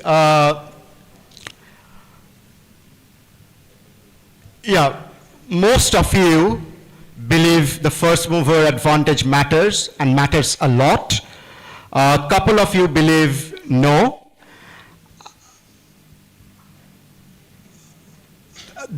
Okay, so again, some really good feedback from you guys who dependent only on human intelligence. Those of you who mentioned that no, first mover's advantage doesn't matter. Why? Because really good point, because the AI development is changing very fast. So what is first mover's advantage? We are not very sure, okay? And then most people here believe that yes, first mover's advantage matters because early adopters can gain strong market positions. Also mentioned that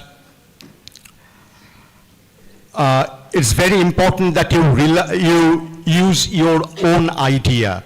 The first mover's advantage means you are using your own idea, and that is very, very important going forward. And I agree, whoever wrote that, I agree with you, especially if you think from the perspective of national security. It's important that Indonesians think about Indonesian national security. And you shouldn't borrow ideas from any other country because that would not help, right? And then if we go to this side, they also agree that there is first mover's advantage. And you know what?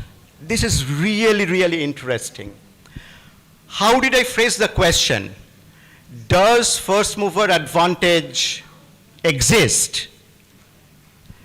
When you are relying on artificial intelligence, you think about efficient, precise answer. So most of the answers are yes, that's it.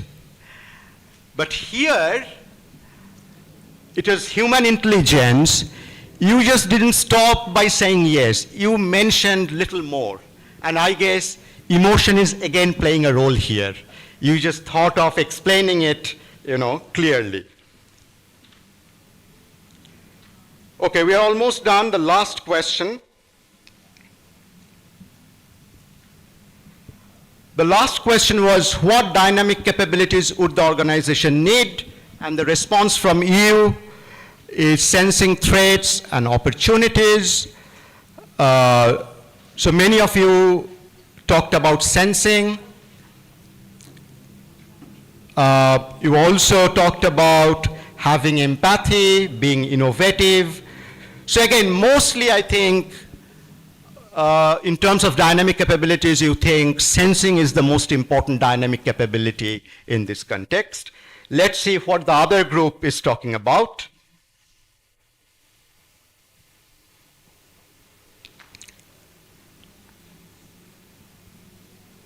Yes. So they also believe sensing, but they are giving more precise answers again, in the sense that they're saying sensing new learning trends, okay? Sensing how to innovate, how to continuously innovate transformative curriculum.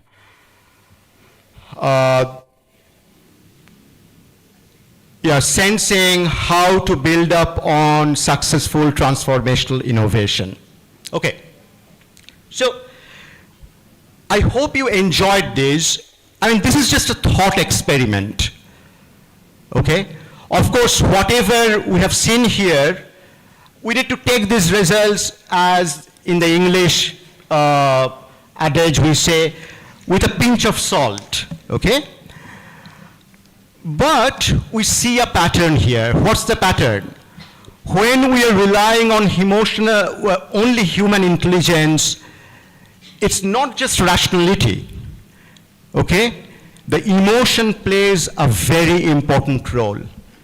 And sometimes we digress, but we always come back to the point. And perhaps, emotion is again the main why we digress, okay?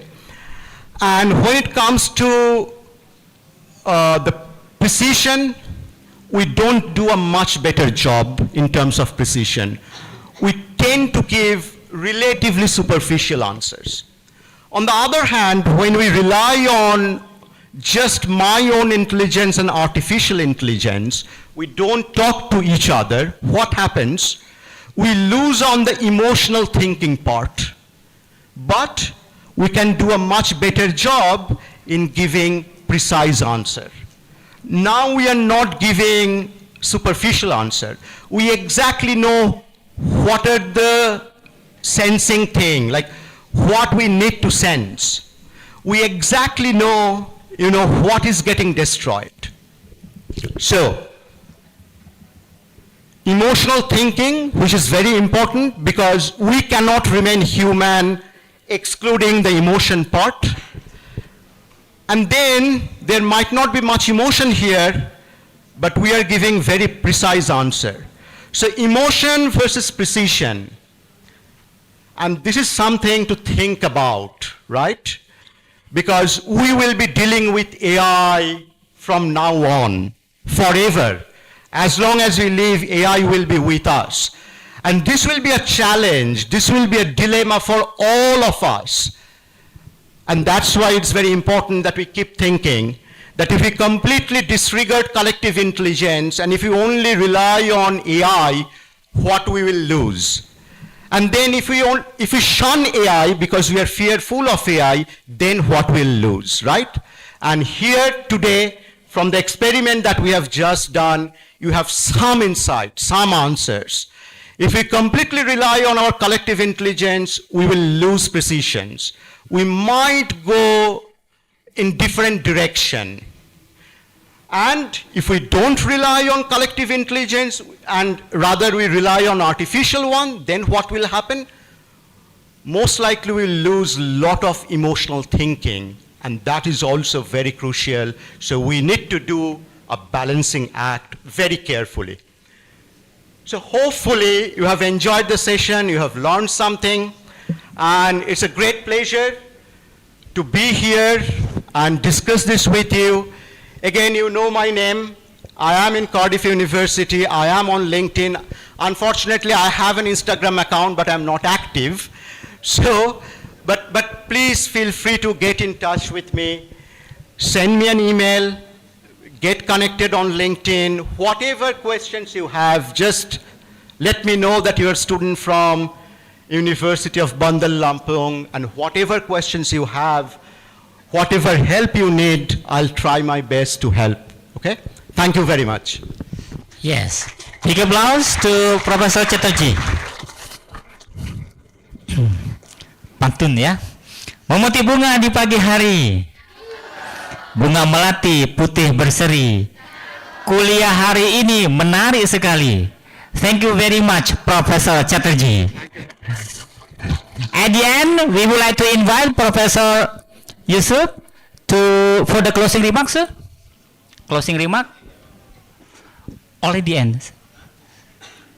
Yeah. Yeah. You want to have the question and answer? Yeah, sure. I mean, if you have any questions, Yeah. please feel free to ask. I'll try my best to answer Ya, any oke. question. Kita punya beberapa menit ke depan bagi yang ingin bertanya. And if you want to ask in Indonesian, it's absolutely okay. Shushanto will translate for me. Bisa pakai bahasa Indonesia, bahasa Inggris, or in Chinese, In or in Chinese. Lampungese, no problems. We have the moderator plus interpreter. Yeah, Evan from China.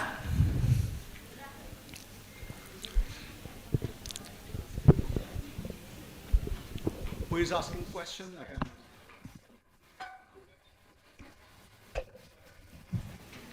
Yeah.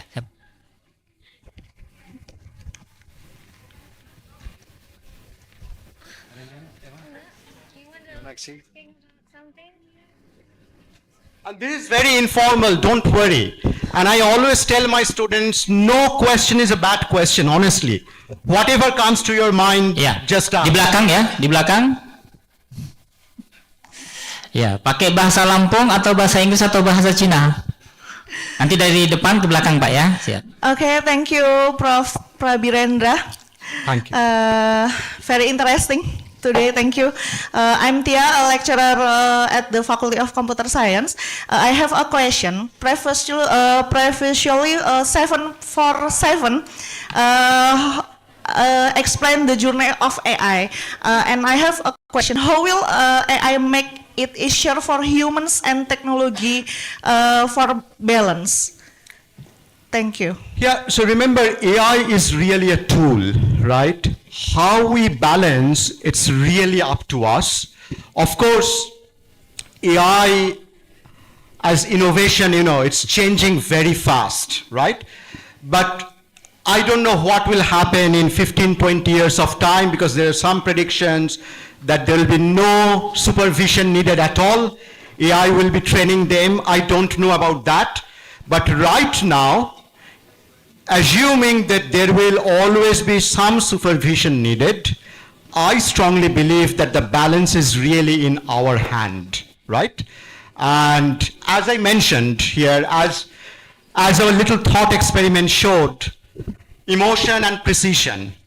We need precision, but if it's all precision and no emotion, then it will be just machines, and no one likes that. And we know from market, because on daily basis I interact with employers, what do employers need now?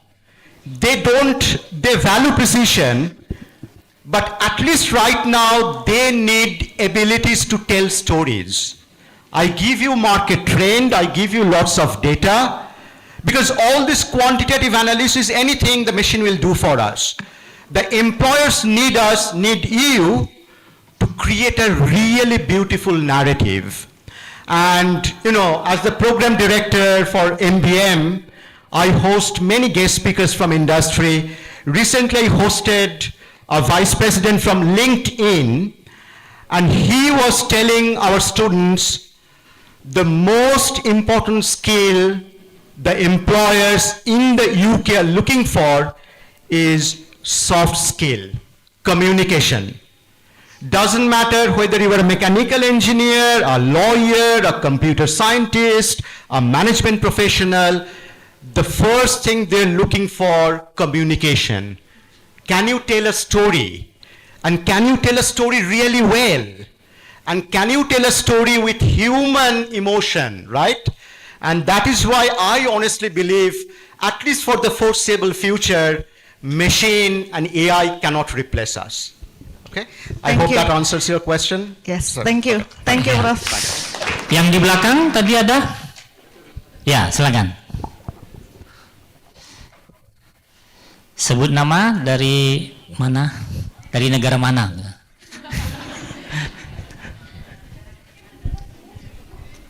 Mohon izin, sebenarnya sama Pak dosen, cuman nanya lagi ya.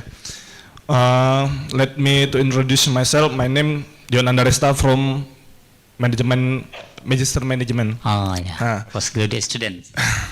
We know from Dr. Prabibendra Katerji about role of new technologies and transformational innovation. We know today all technology already relies on an AI, like music, short movies, movies and Yeah, movie. ads on our social media.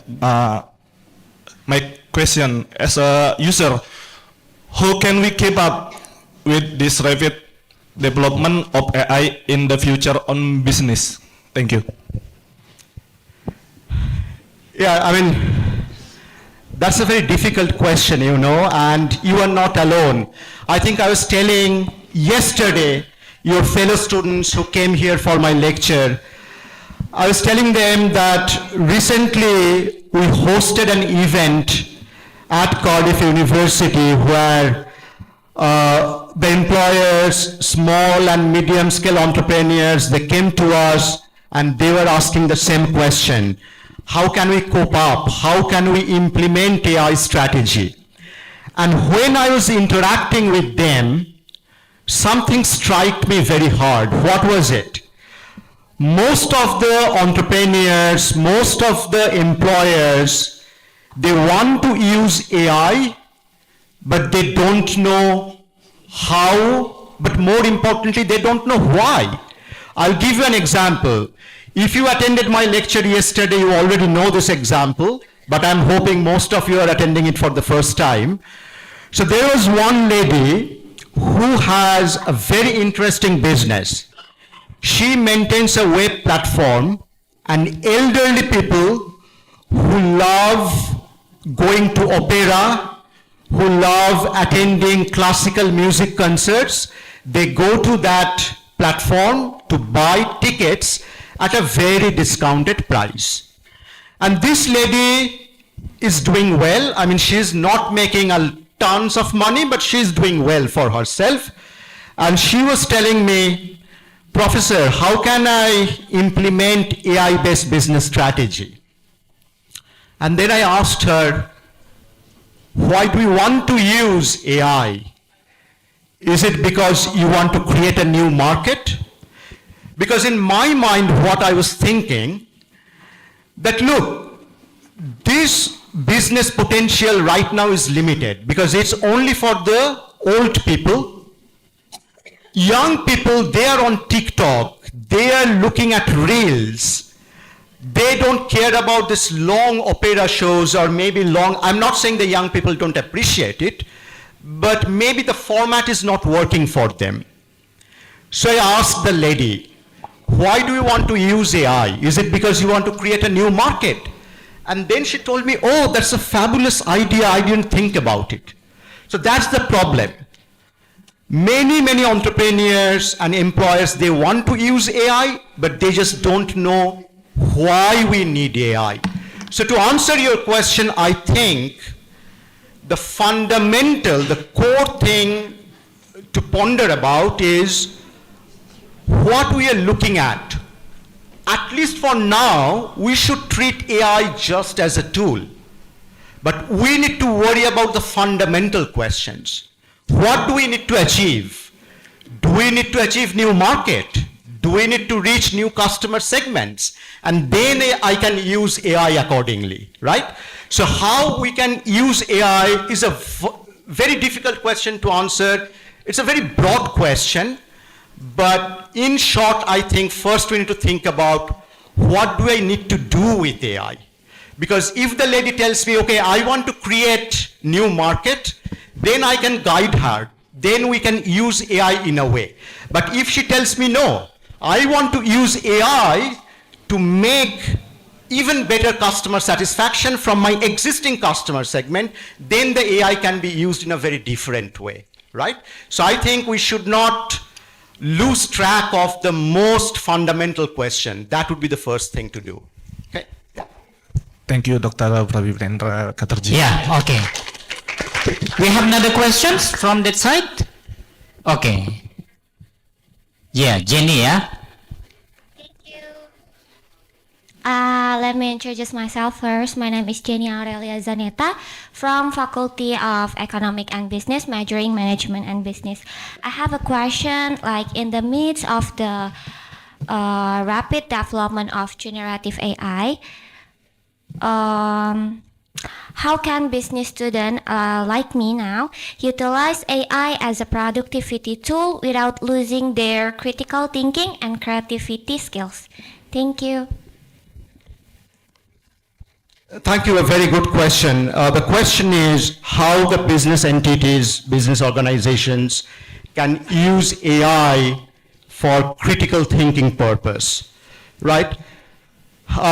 Again, I mean, all questions related to AI are somewhat difficult, but I can only tell you what we are doing back in the UK, back in Cardiff. So again, we first identify the core questions, right? Because it's very important, we believe, to enhance the level of critical thinking, we must first identify the right questions, okay? And then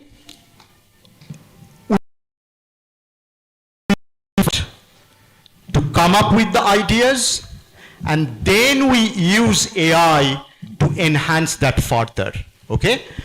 We don't let AI to rule from the very beginning yet. Why? There are a couple of reasons. One very simple reason is AI tends to be extremely confident. Even when it's telling you nonsense, it's still extremely confident. Okay? So, you know, there's this English proverb, English saying, garbage in, garbage out. You ask some, random, not very thoughtful, not very structured questions, you will get bad answers. But with AI, sometimes you ask structured questions and it gives you very wrong answer. And it is happening. I mean, it has become such a huge problem. I'll tell you one thing. You know, in the field of mathematics, mathematics is an extremely technical subject. Mathematics is a completely different language. You need to know that language to understand what it's talking about. Now, in the field of mathematics, the mathematicians are currently encountering a huge problem. What is it? AI is giving proofs to really difficult problems, and the proof goes on for like hundreds of pages. And thankfully, because some of the humans still rely on critical thinking and they're hardworking people, some of those mathematicians, they reviewed those 100 pages long proof, and then they figured maybe in page 75, there was one nonsensical idea, one nonsensical, element in that proof, and that negates everything. That makes the whole proof completely irrelevant. So the point is, if we cannot rely on our own critical thinking, we will just take it as gospel. And that would be the worst thing to do. AI is still making mistakes. Now, of course, when ChatGPT was launched in 2022, it was ChatGPT and other tools are suffering from worst kind of hallucination. Okay? It would give you references of some papers which do not exist. That kind of hallucination is going away. But AI's critical thing is still limited, as I just told you. It still cannot completely solve some of the really difficult mathematical problems, but it is telling you, I have solved it. And then the mathematicians, using their own critical thinking and own labor, they're reviewing everything, and then they're finding it's faulty. The problem with business is, it's all about time. If you're a business owner, if you're an entrepreneur, you don't have as much time as an academic would have. And so it's natural that we will tend to take whatever AI is giving us, but that would be a very wrong thing to do. And that's why our approach is, we get a problem, we see a question, we first rely collectively on our critical thinking, we input that, and then we ask AI to enhance it, to make it more precise. Is that the best approach? We don't know yet. But we know AI is still not God. AI is still faulty. AI is still making mistakes, and we need to be very, very careful about it. Okay? I hope this answers your question. Yes, thank you very much, Professor Chatterjee. It's already 4:15, yeah. So we should end the session, and we would like to invite Professor Yusuf for the closing remarks. Sir.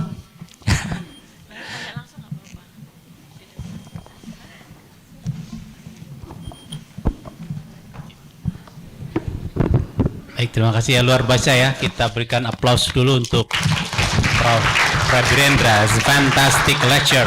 Yeah, so just watch the students here, the participants of this lecture is very enthusiastic, yeah, because of the topic and because the way that you give the lecture, yeah, very attractive. Jadi mungkin ada yang bisa nangkap beberapa poin, ya, maksud dari kegiatan lecture atau general lecture ini, ya.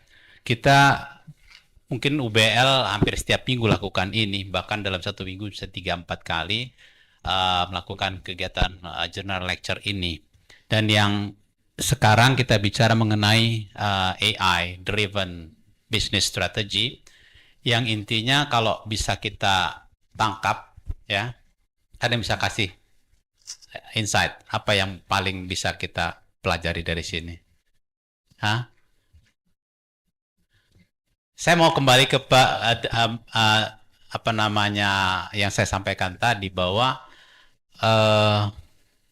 kita hidup dalam global connection, ya. Jadi global citizen ini udah menjadi sesuatu yang harus, ya. Kalau kita lihat Prof. Chatterjee ini sebenarnya Indian citizen, is it right? Okay. Originally from Indian.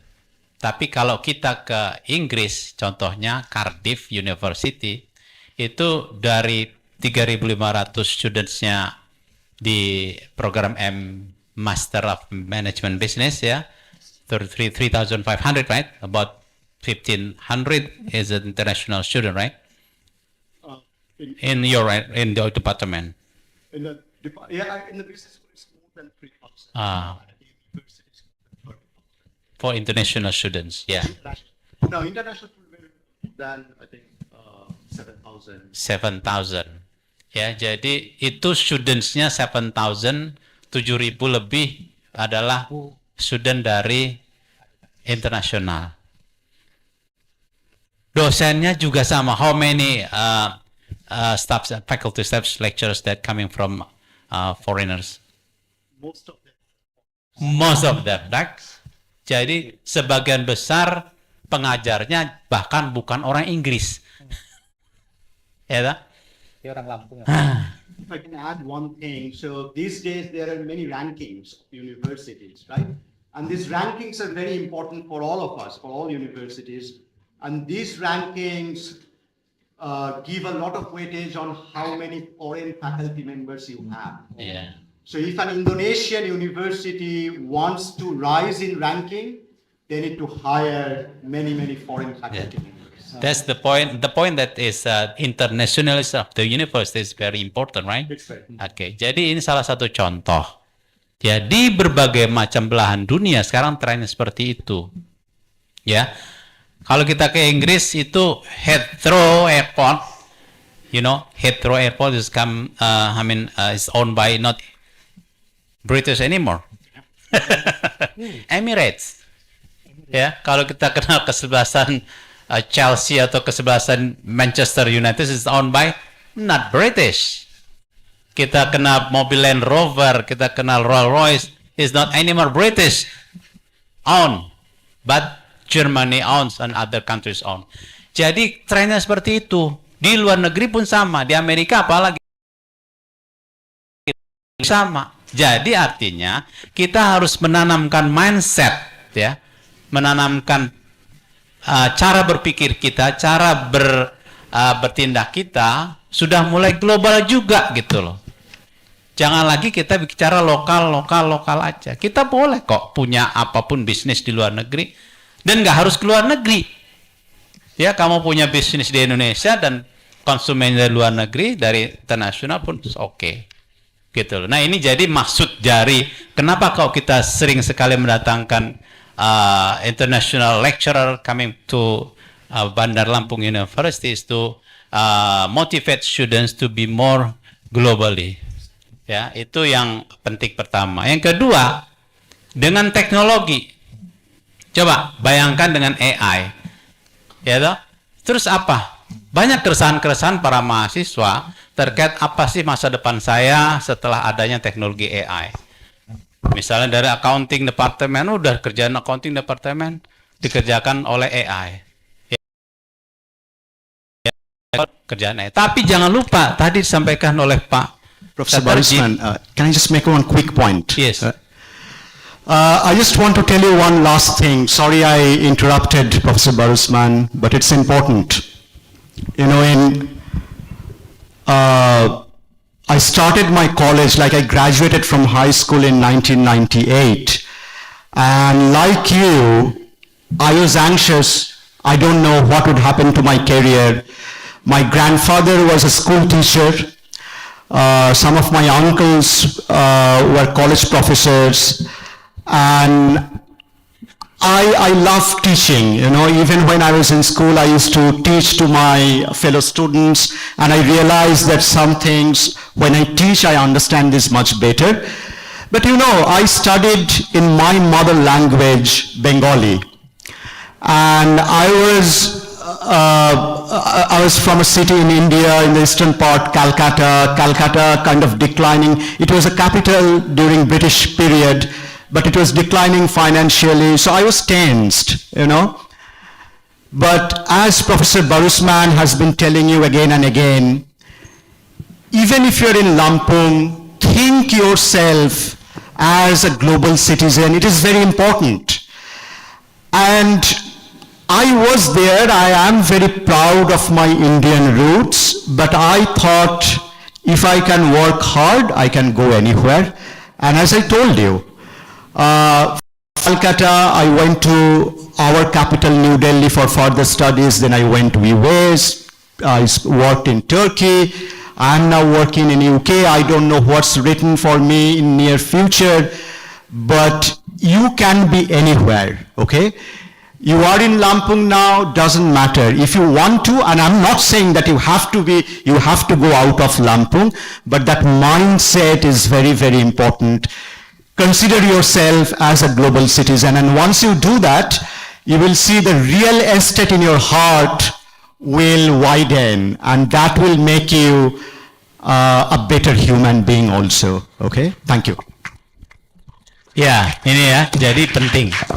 Yang kedua, yang juga lebih penting dengan kehadiran teknologi dan AI, ini sesuatu yang nggak bisa kita tolak lagi, ya. Ini ada sesuatu yang memang is given that in AI technologies already exist within maybe a few hours, a few years. Tapi yang paling penting sebenarnya kalau disampaikan, I just underline your statement. The most critical thing, the most thing that you have to have is a critical thinking, right? Critical thinking. Jadi yang paling penting, kenapa kok masih tetap perlu kuliah ya? Perlu S1 lulus ya, perlu S2 lulus ya, bahkan perlu S3 juga lulus ya. Coba kalian ikuti atau tanya, berkomunikasi dengan AI. AI akan tahu kalian kelasnya di mana. Ya, just bachelor's degree or master's degree or PhD degrees. It depends on how you communicate with the AI, right? Itu penting. Artinya AI boleh ada, penting tetap, tapi yang menentukan kepemanfaatan dari AI adalah kemampuan critical thinking kalian semua gitu loh. Dan itu hanya didapat melalui kuliah. Setting dari bagaimana framing pengetahuan itu dapat dari kuliah. Makanya di UBL khususnya S1, pendekatan yang paling kita kedepankan adalah basic knowledge and basic science. Kalau kalian ada di satu program studi, itu yang harus kalian kuatkan. Itu yang nanti membentuk frame berpikir kalian ke depan, yang nanti akhirnya membentuk kemampuan critical thinking. Ya, itu pesan saya. Semoga ini bermanfaat. Thank you very much. We appreciate your lecture. It's very fantastic, ya. And hope is very beneficiary also for the students and for us. Yeah, we hope that we can continue with other collaboration with the Cardiff University. Thank you. Yes. If we have Yeah. 1 more minute, I would like to take a picture with all of you. Yeah. We have. Yeah. Please stay on the stage, Professor Yusuf. A token of appreciation certificate. Yeah.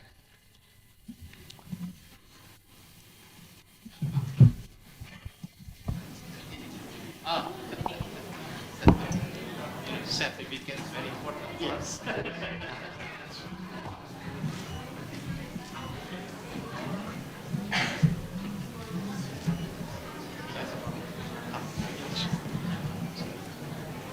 Here, let's take a photo.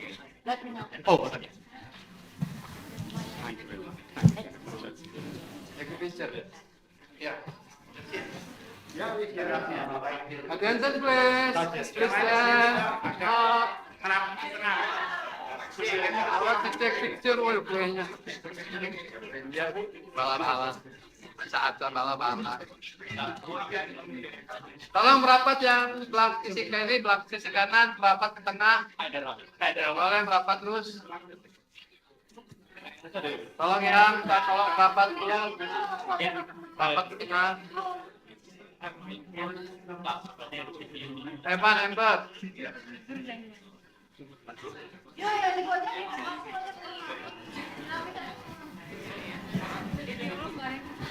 Sebelah sana juga yuk. Tolong Kita geser latihan. ya, karena biar semuanya bisa ikut.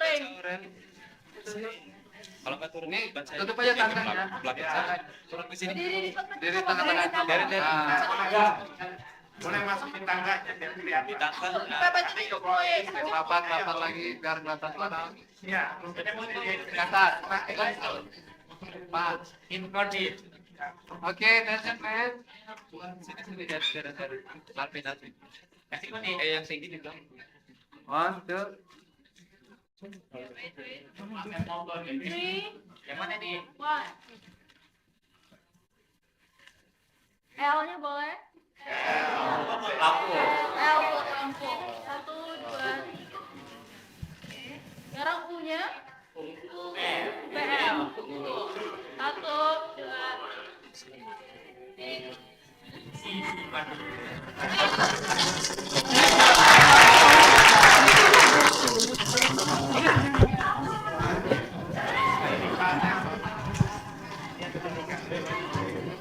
Oh, yeah.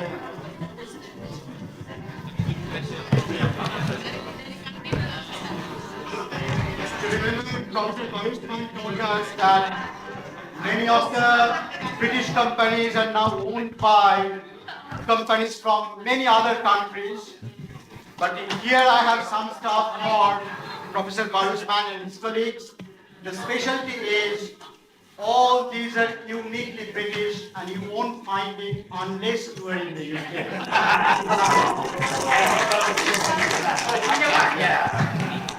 Cardiff University. So we have to be there.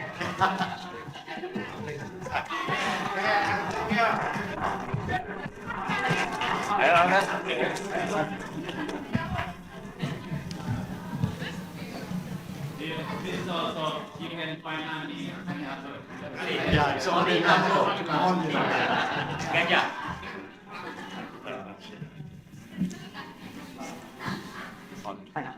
Tapis. We call it tapis. Special motif for Lampung.